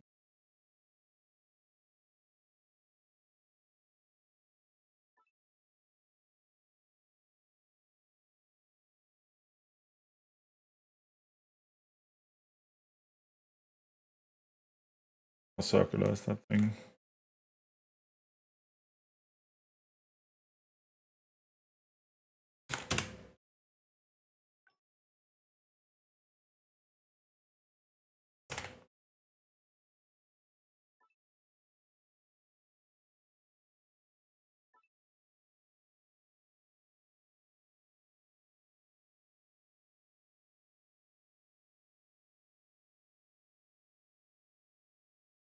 Yeah.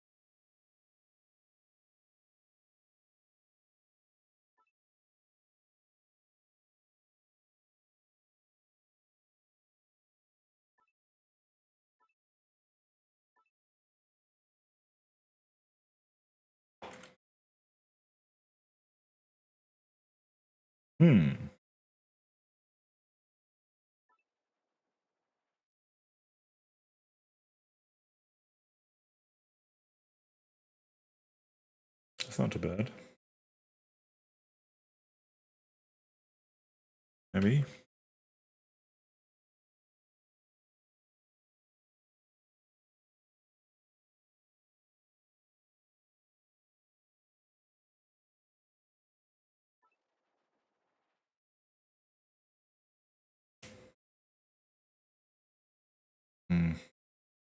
Circular.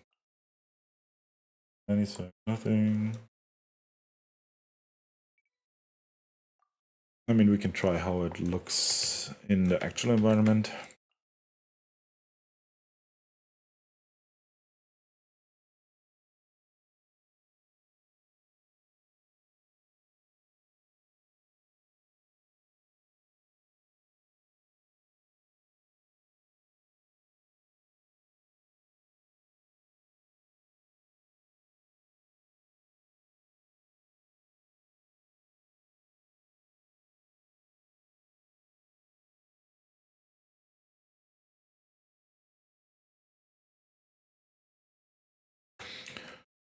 Now it's a question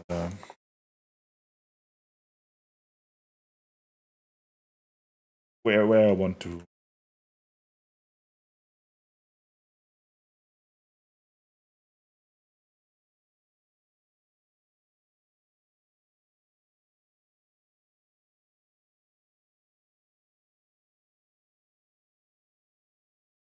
In the end, I will quickly challenge. Yeah.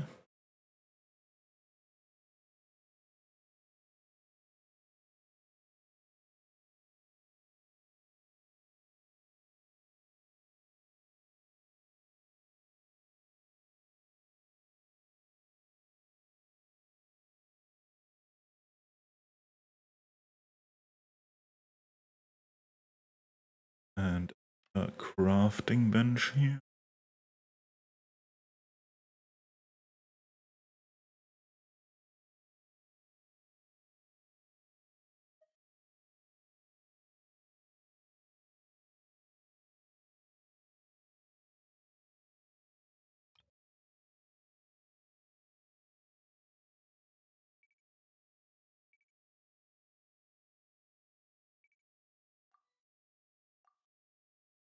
The deployment group is in mine, yeah.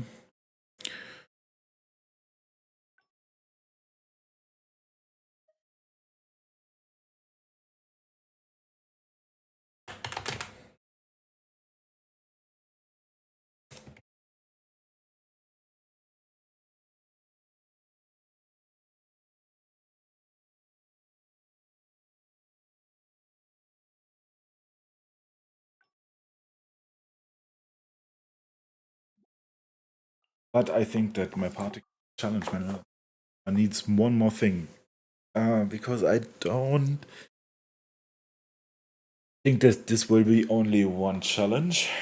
Because we also want to have combat in between. So my idea is rather to do this in 2 stages. Have 2 particle collection challenges here that will unlock different things. Maybe a giant wind barrier in the center. But after I drank my energy, nature calls. Quickly. I have to leave you and I'm gonna be right back. What do you think?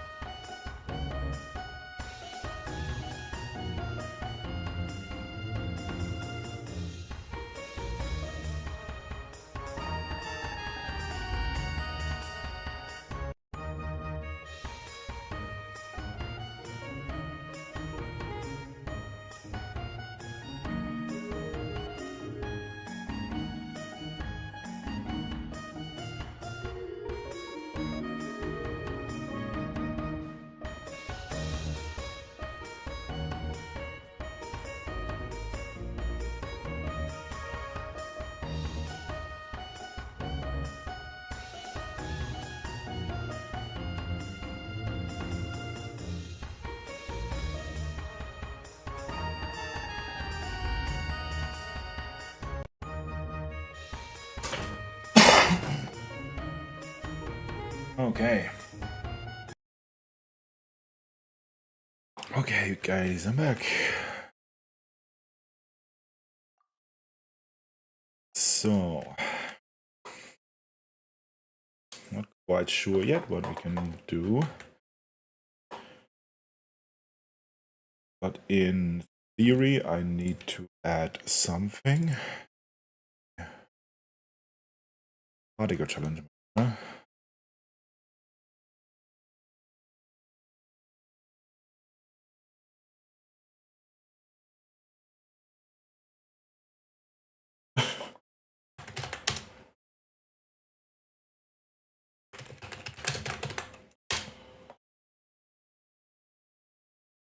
Yeah, it up here.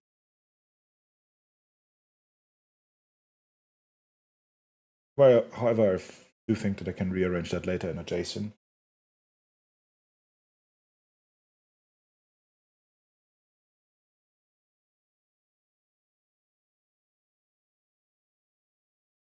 Oh yeah, right. I need more deployment groups here. Actually, for each challenge. I'm gonna have 2 challenges.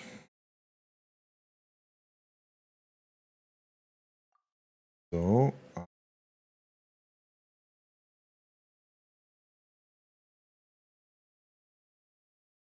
Stormterror.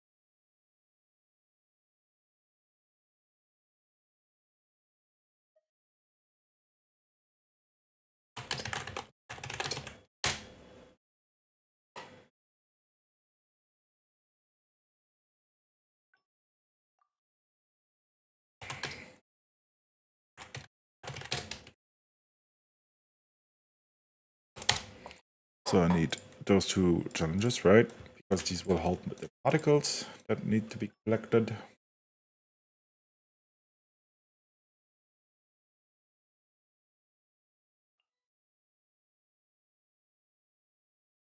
Don't precisely know it right now.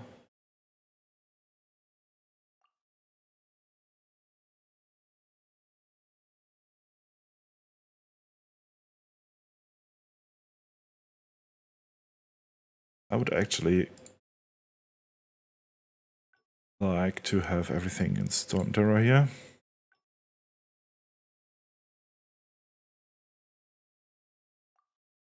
Oh, analog transform.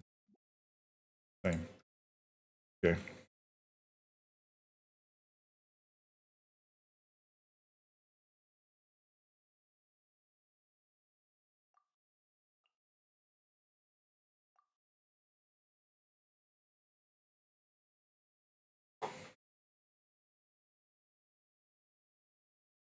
Oh, I don't think that I do the unit text stuff still.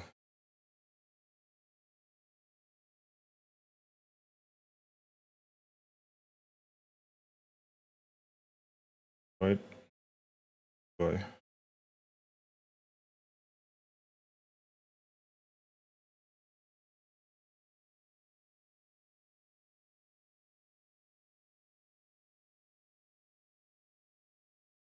Mm-hmm.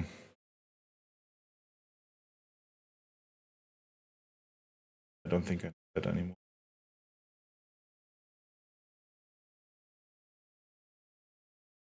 But I need... Oh, need to check for the name.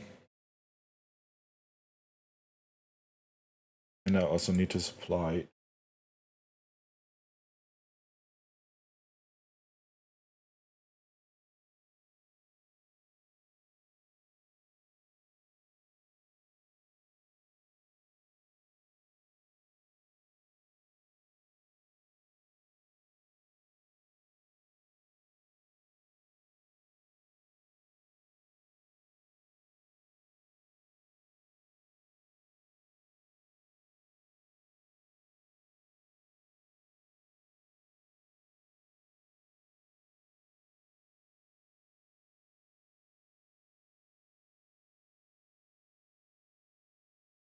Really hope I didn't add something here.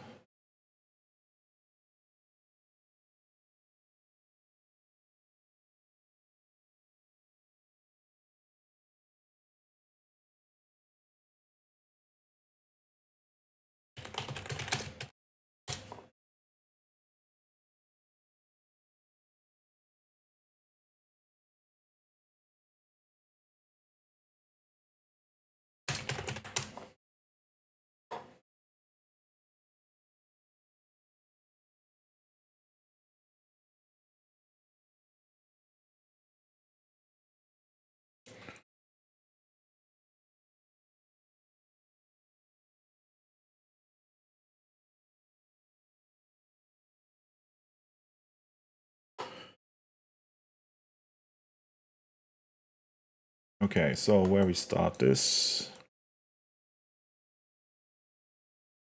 Challenge name. Not challenge name here. In.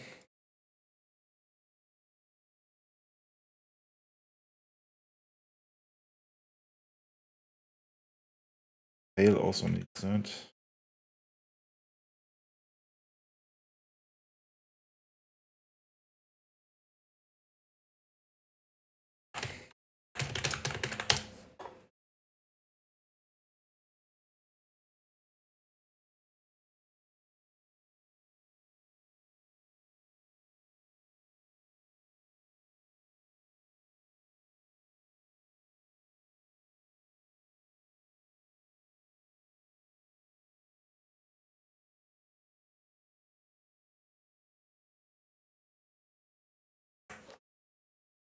Good.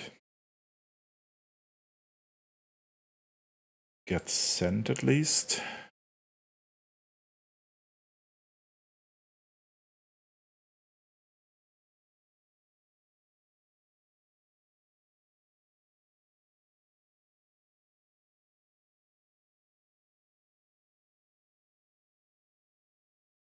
I don't think that's massively important though.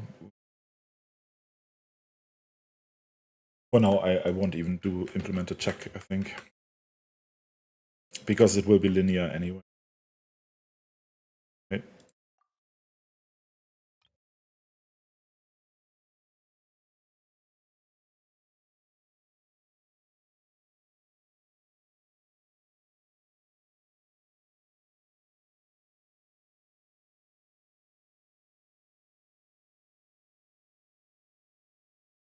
Don't think let Lair in down here. I think they actually have to come above.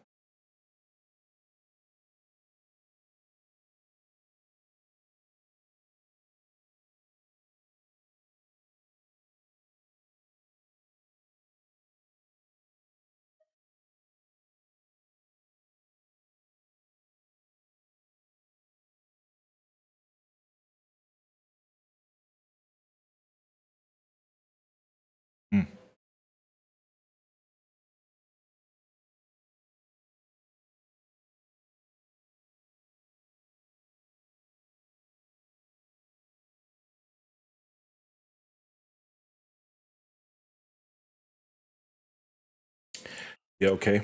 But if I want to make the wind walls disappear, I also need deployment groups for that.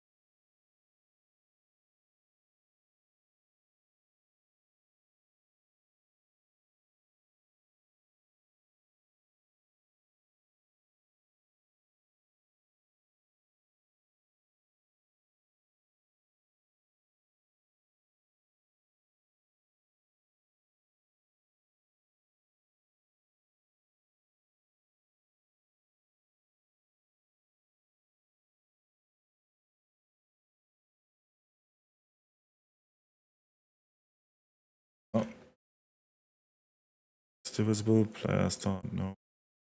Okay.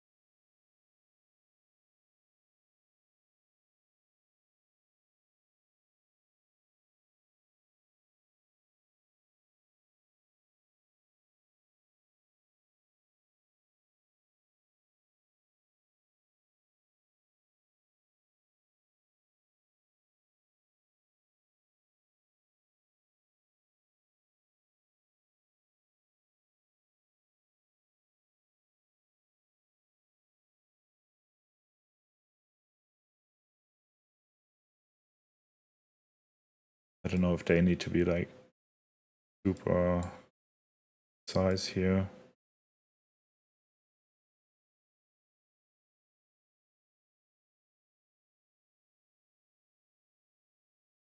And working with something big in that editor is not easy.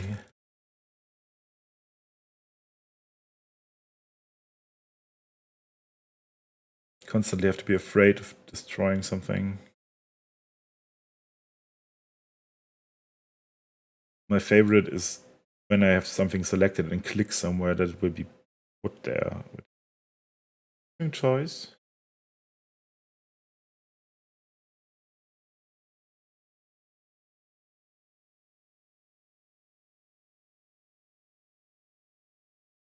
I think that probably the chasm also won't be visible, right? I want to see what happens if I fly around here.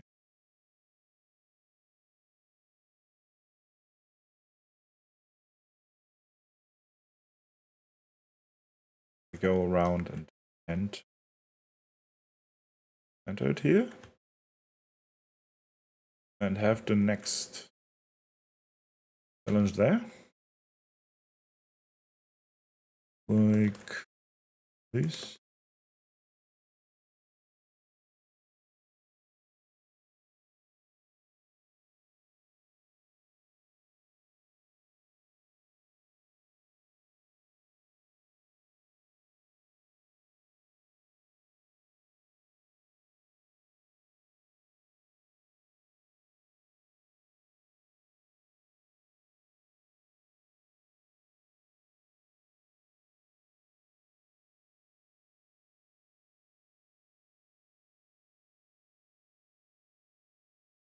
There.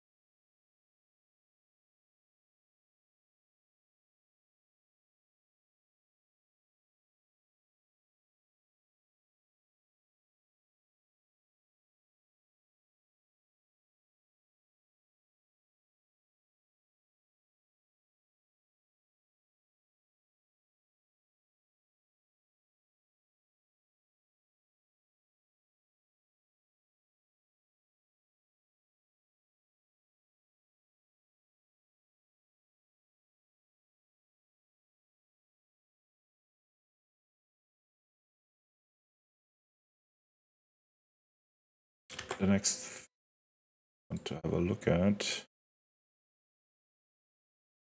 is the wind currents, because I remember Crystal said that there are some.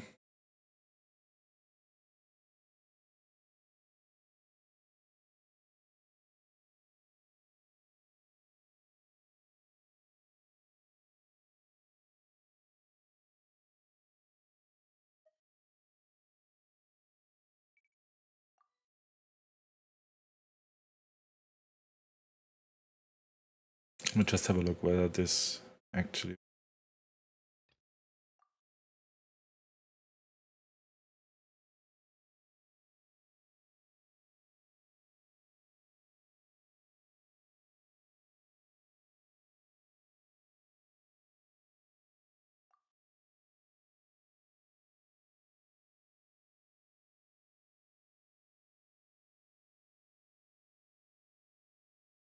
Eh.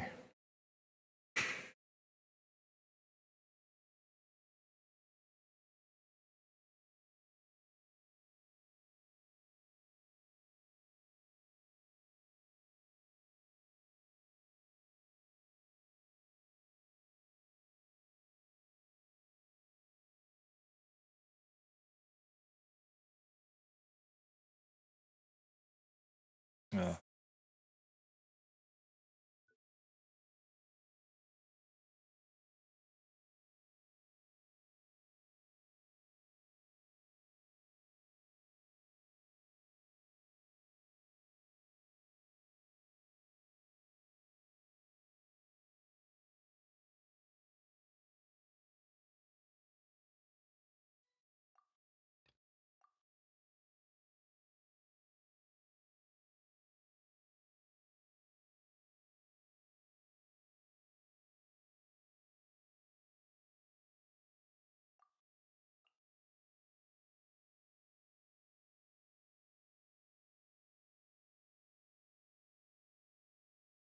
Not great.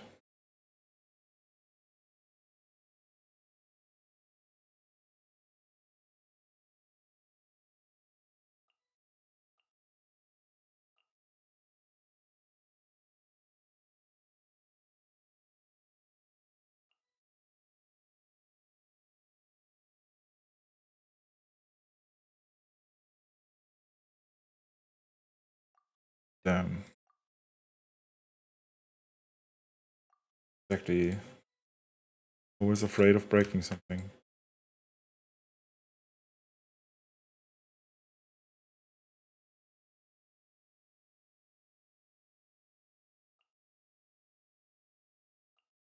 You know. Day night Enkanomiya platform change.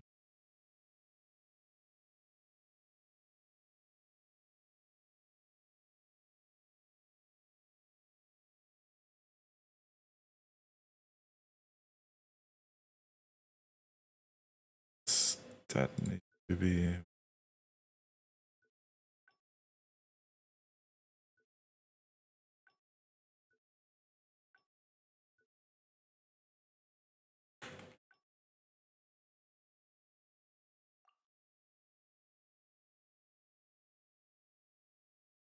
Man, I cannot click anywhere. I just want to rotate my viewport, please.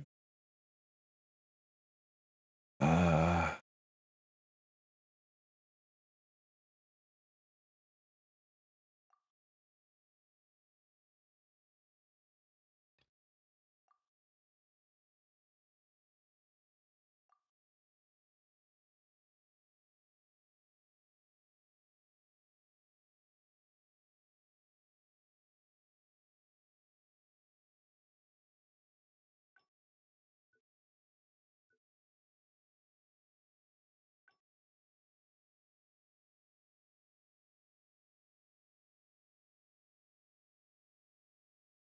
Wow.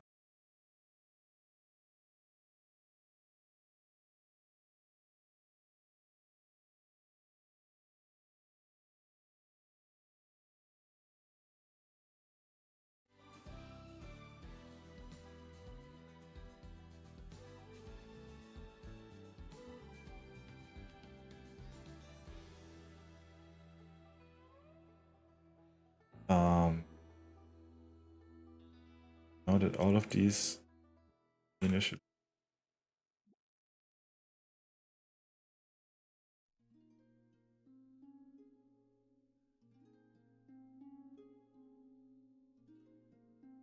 I'm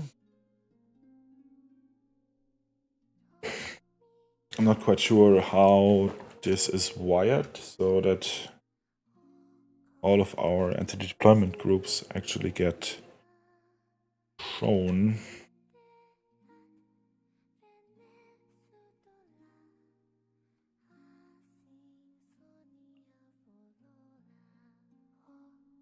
What a draw.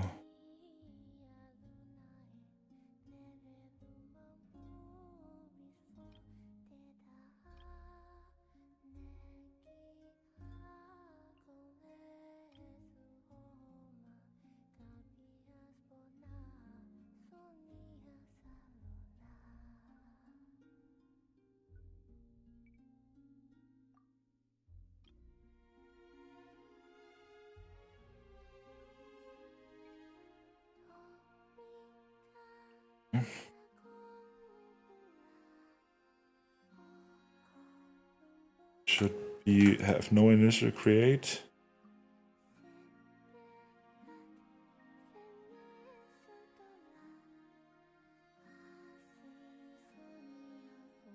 Still afraid that. Ooh.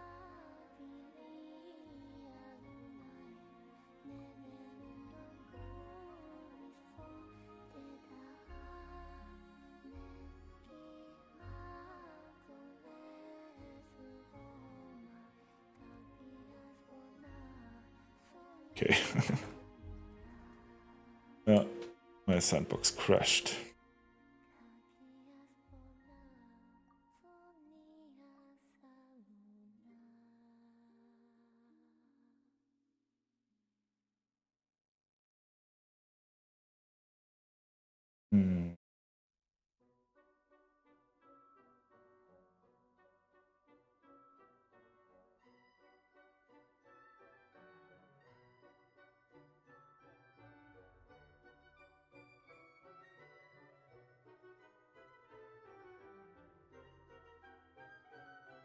Okay. Can we?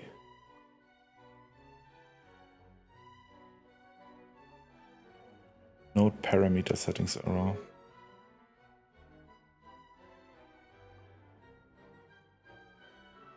In 150, yeah.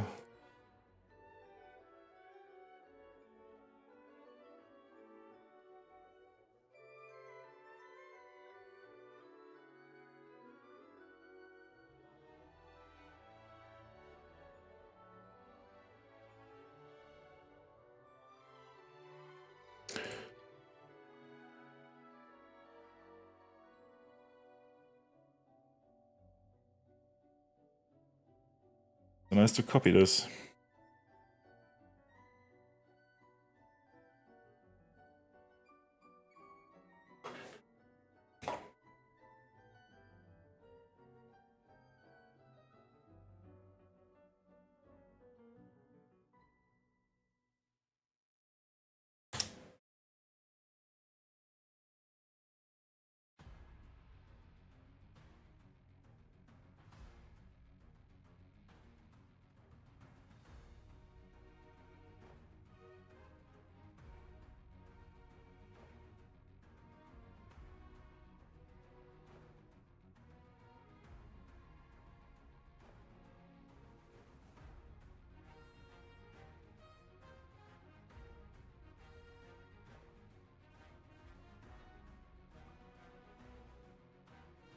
Yeah, I think I screwed something up with the server events.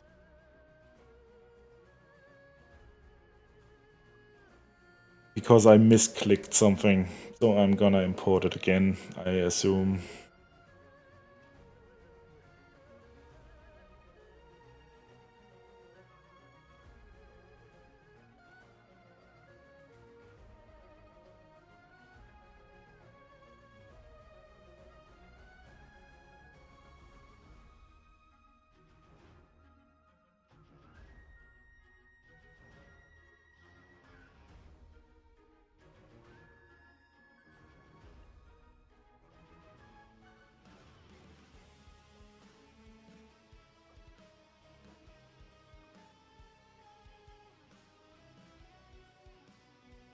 Okay.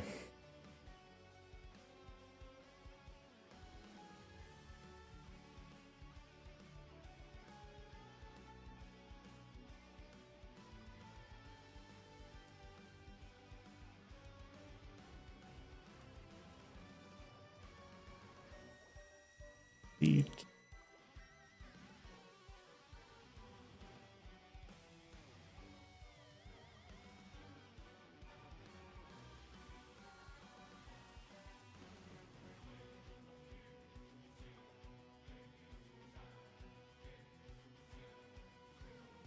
Kinda sucks that I changed my stuff already, but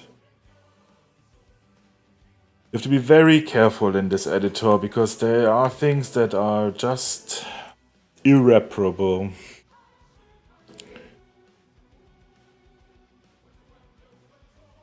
Which is precisely why I like code first. You have a single source of truth and you cannot like fuck everything up with like one wrong click. And especially with very questionable UI that you have in Miliastra Sandbox sometimes. Like, I have absolutely no idea why selecting something and then clicking somewhere else would move my selected object where I clicked. That just no.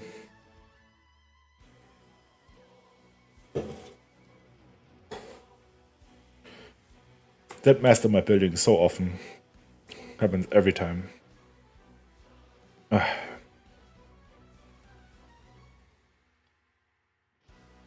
Okay, let's have all of this fun again then.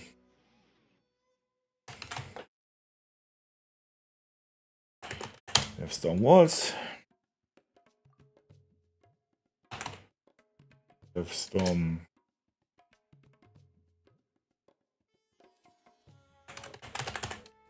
designs. And we have storm part of this. That's fine. Good. All of these not initially created.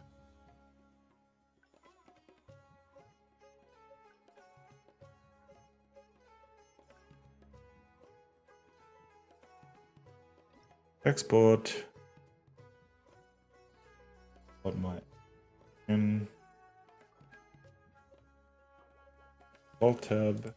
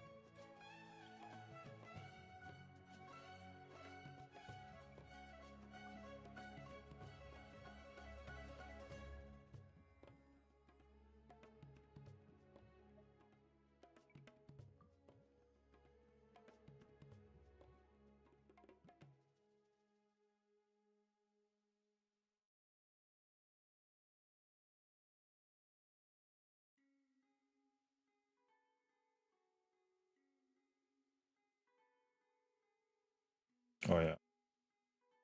Size of this. Paste all of them.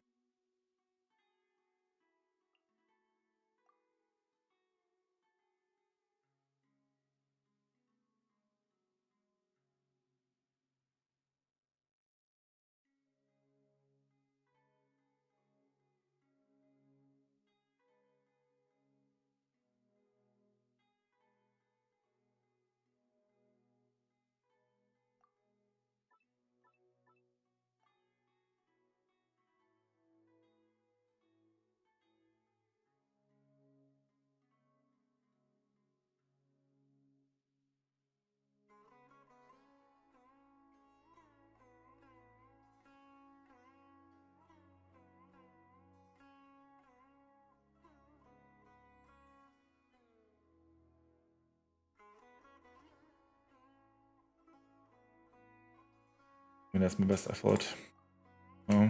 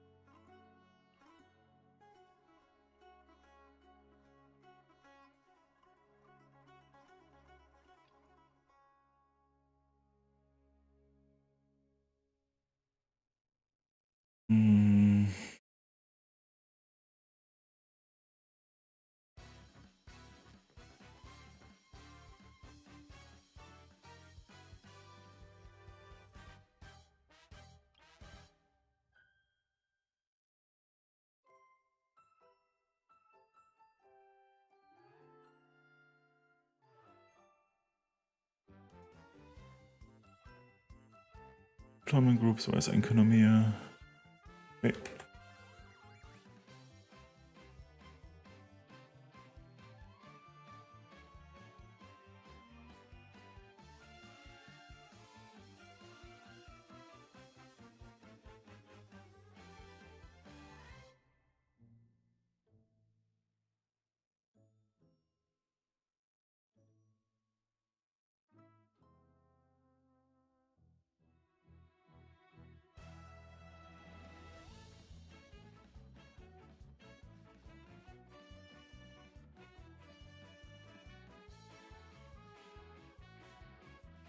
I don't even know how that looks here.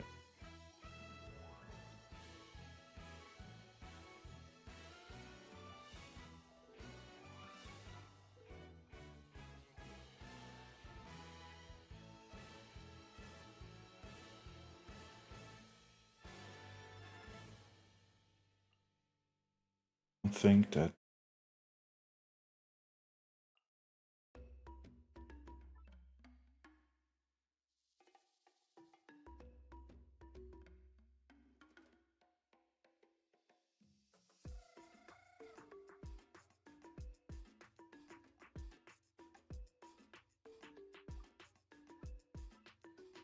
how high is the effect really?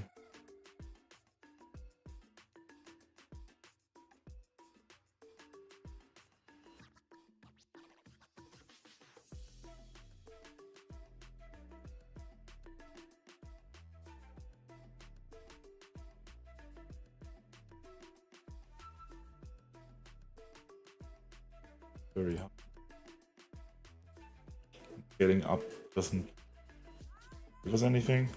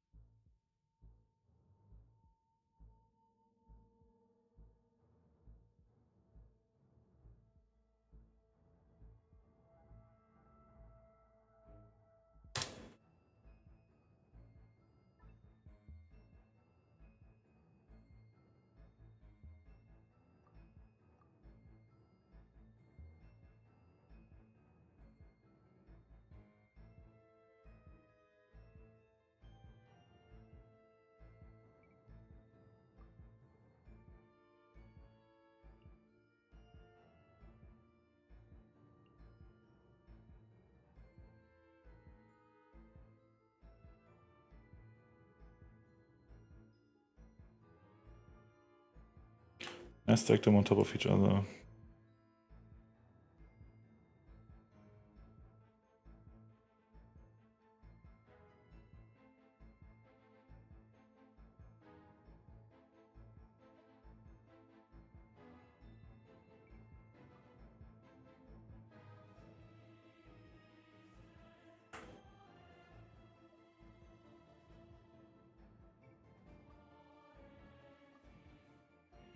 Just have a look at that, please. If it now doesn't compile, then I don't know what the issue is.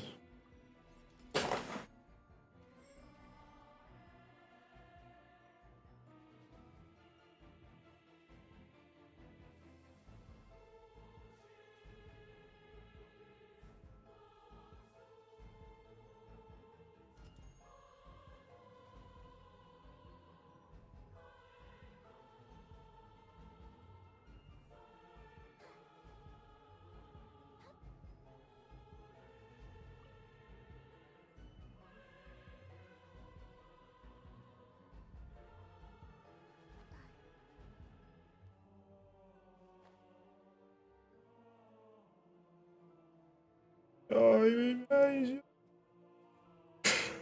Me and you.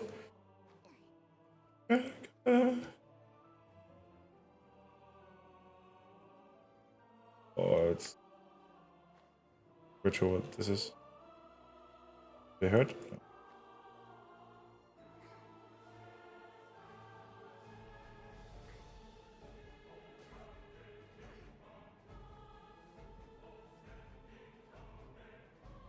Yeah, but I think visually it works. The ghosts, I cannot really use these here.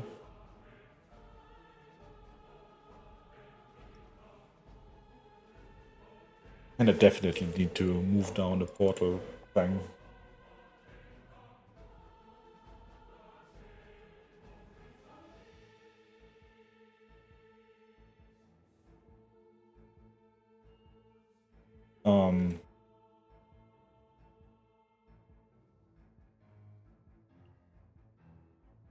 However,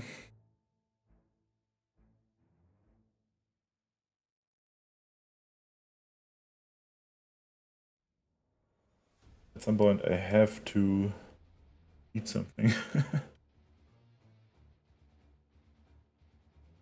I don't really too necessary.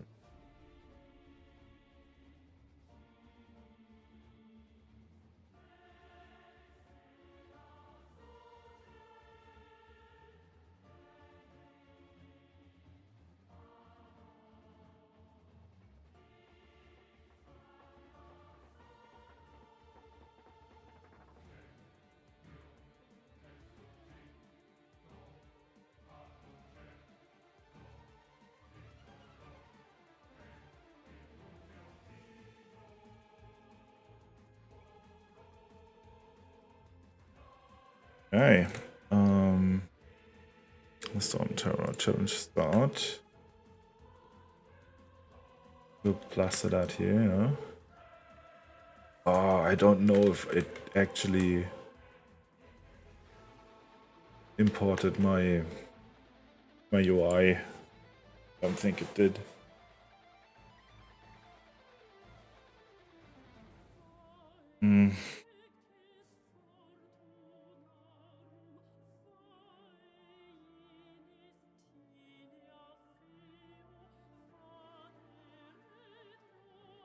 Common group.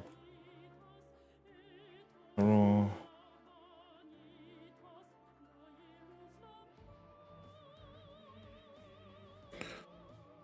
I also want a static unit. Or the crafting bench. Or was it? I think it was dynamic unit. Gameplay mechanisms.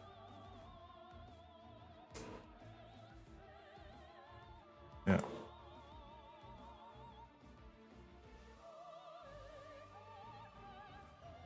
Doesn't it snap to like floor here? Good. Ground level placement. Surface absorption. Is that a thing?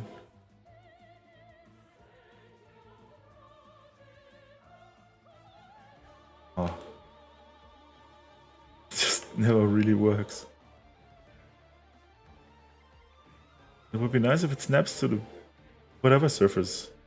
No?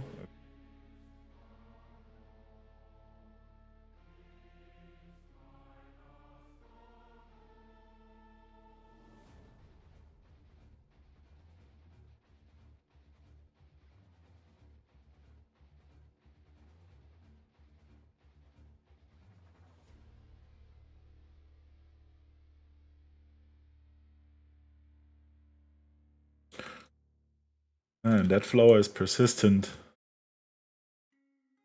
and geographically, like geometrically inconsistent.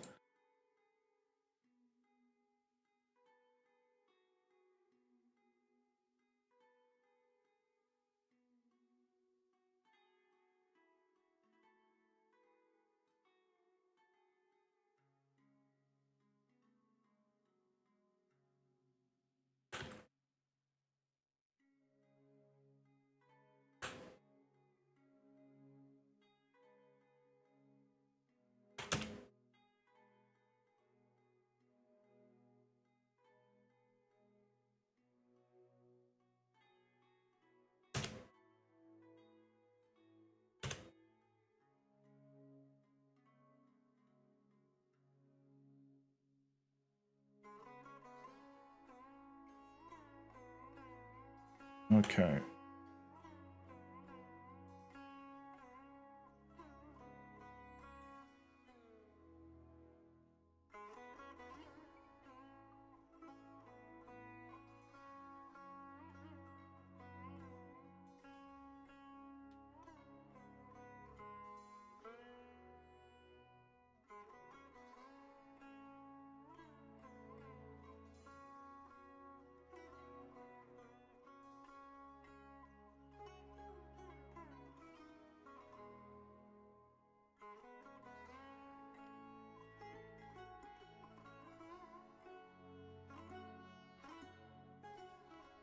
And for that, I don't really...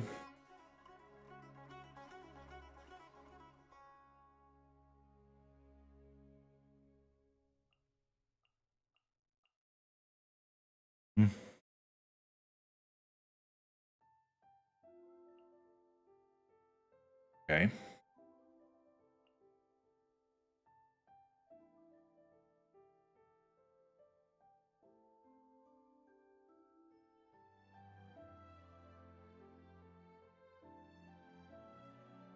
If that's so, then...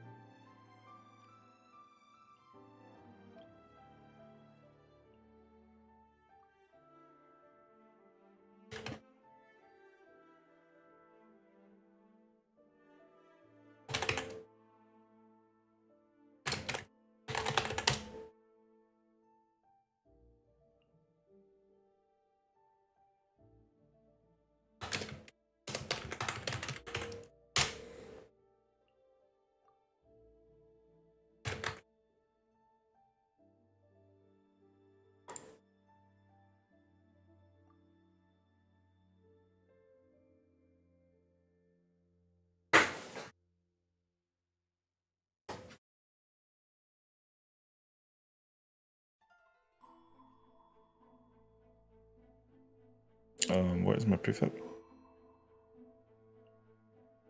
Oh. Ready.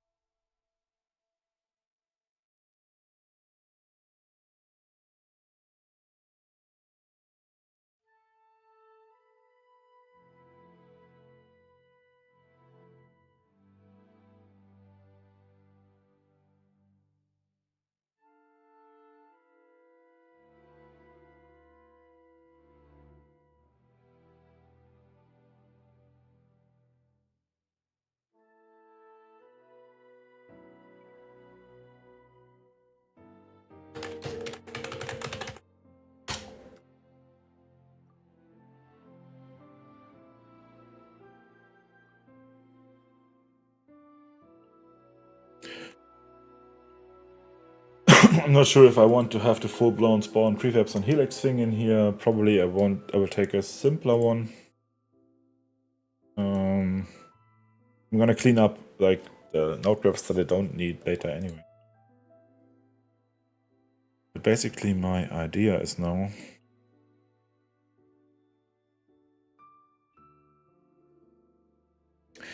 Wait, I don't have... Empty models are well. I could just do that without anything, kinda. But why should I?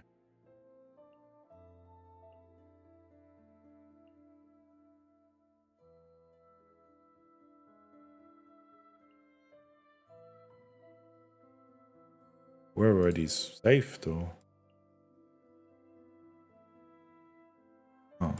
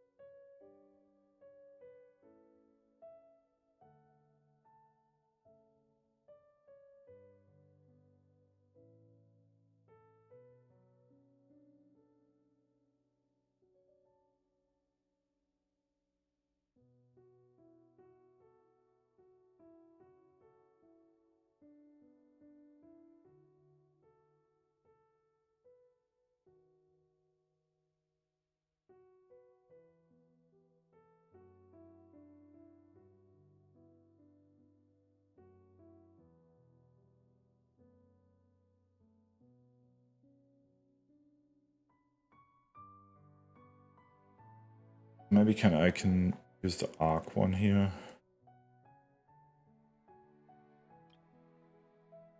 Articles are articles.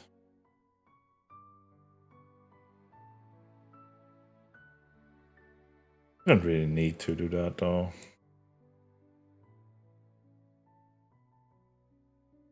I can literally just have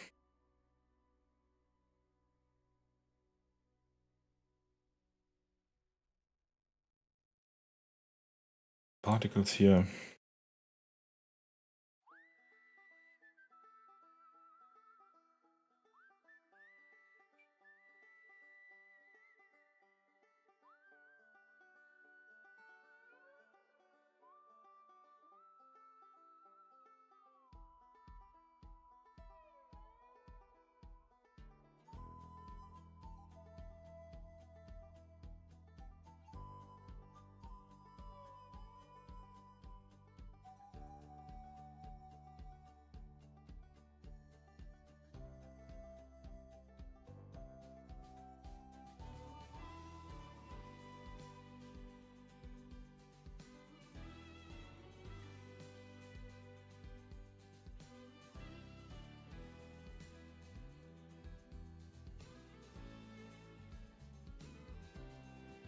What do we have here? The knockback.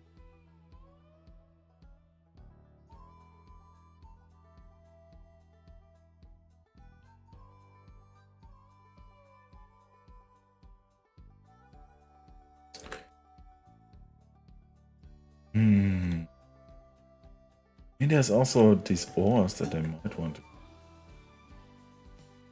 I can just try out the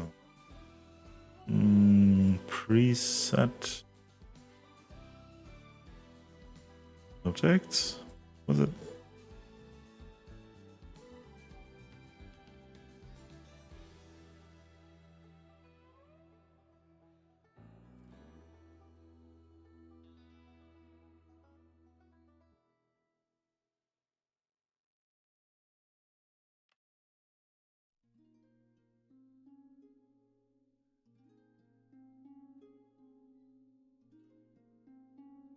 Where exactly were the wind currents?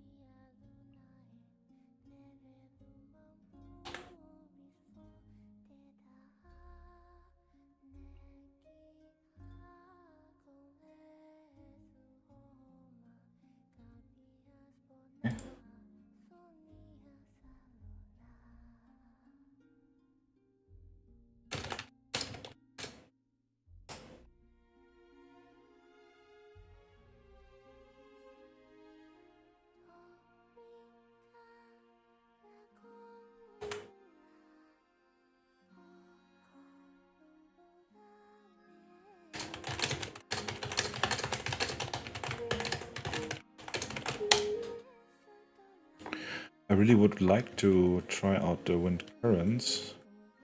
See how stably they get me up places.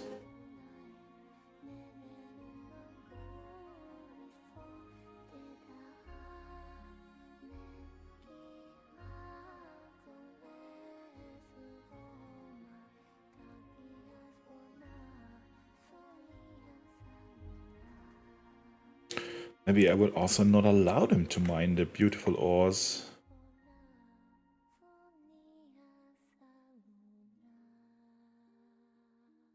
Yes. Nope, you can't.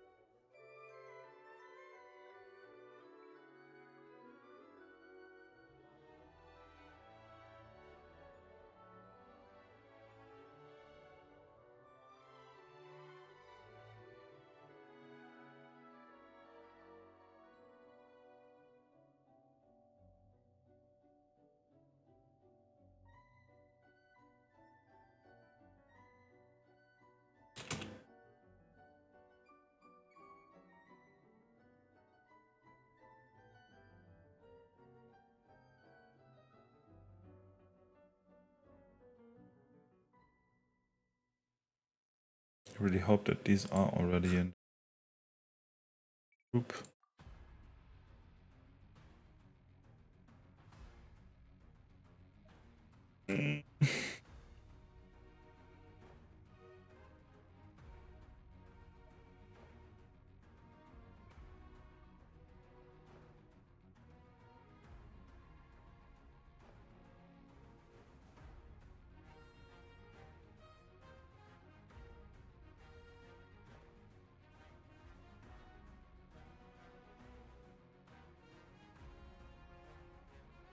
Let's just quickly check entity deployment groups. 12 in there now. I copy this. There'll be 13 in there.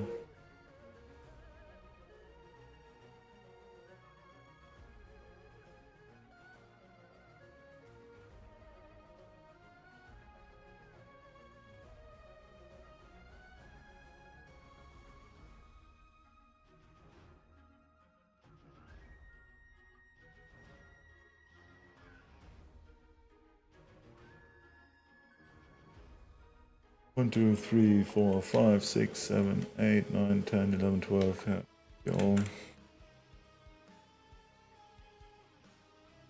No. This one I want to turn.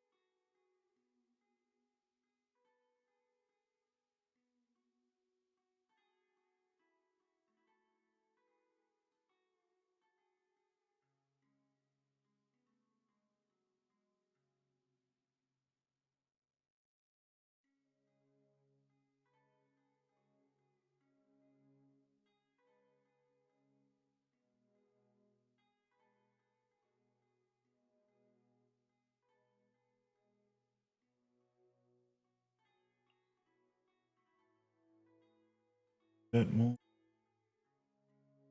I mean, I could really spawn them circular, but then I would have to improve on my circular spawners that they. Yeah, no, actually not.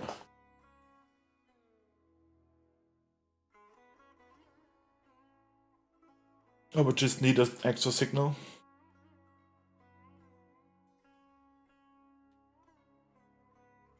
But yeah, it's important. But it would definitely help me to create this here. But you have to manage the state then, all the objects, because the prefabs get spawned dynamically.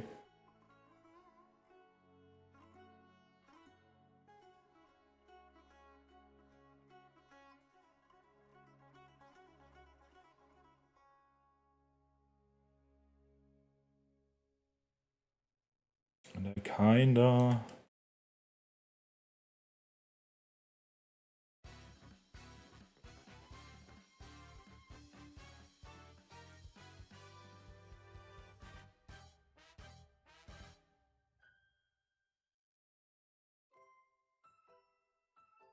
that even... cheat protection.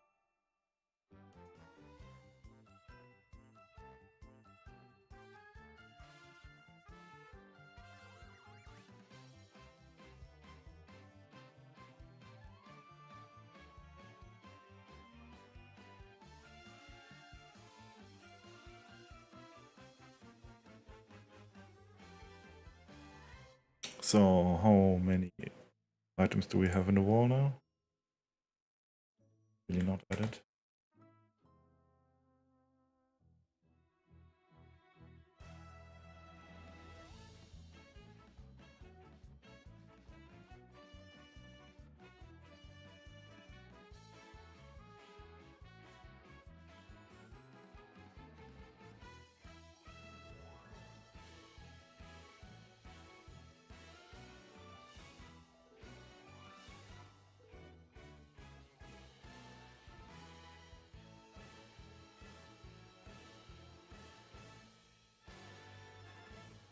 Right.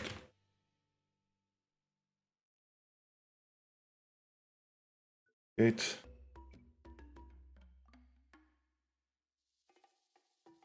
That.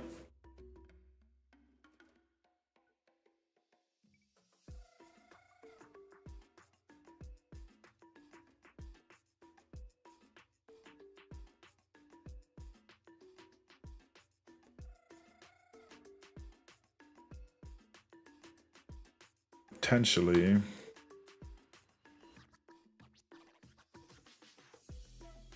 Have to fix another thing.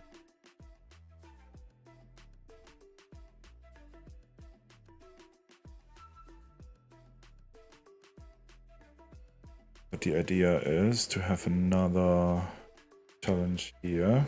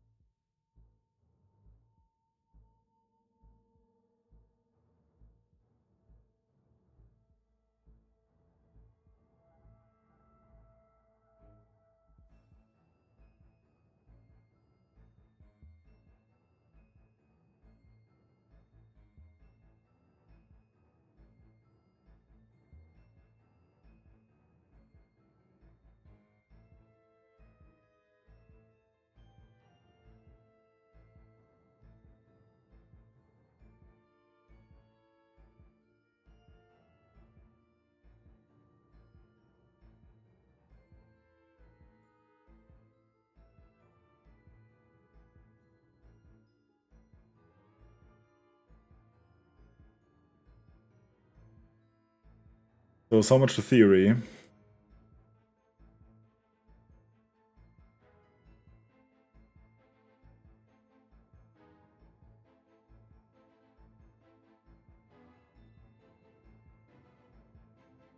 So people need to go in here. Can be potentially confused by going here, which there's not a lot. But basically only some ores. I don't even know whether ores are actually doing something.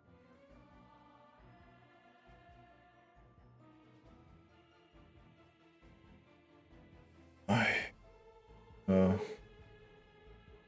to make clear though that probably not a way in. But people don't even try to climb. You can see that happening. It might be just a little bit much now. Maybe I have to remove some of these.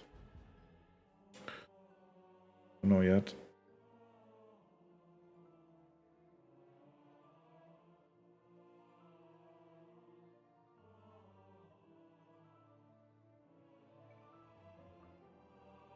Let's see. Oops.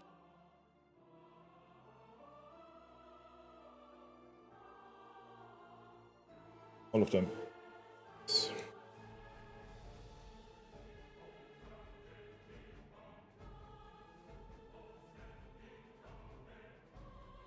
these particles are all part of the particle challenge 1, as well as this.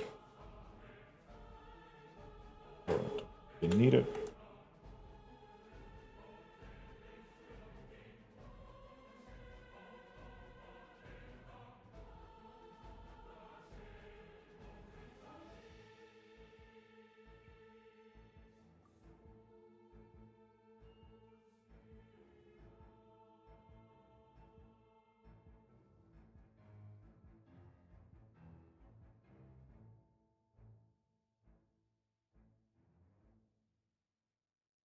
I mean that is a start. I will work on it later again, but now I really need some dinner, so I will conclude the very long stream for now.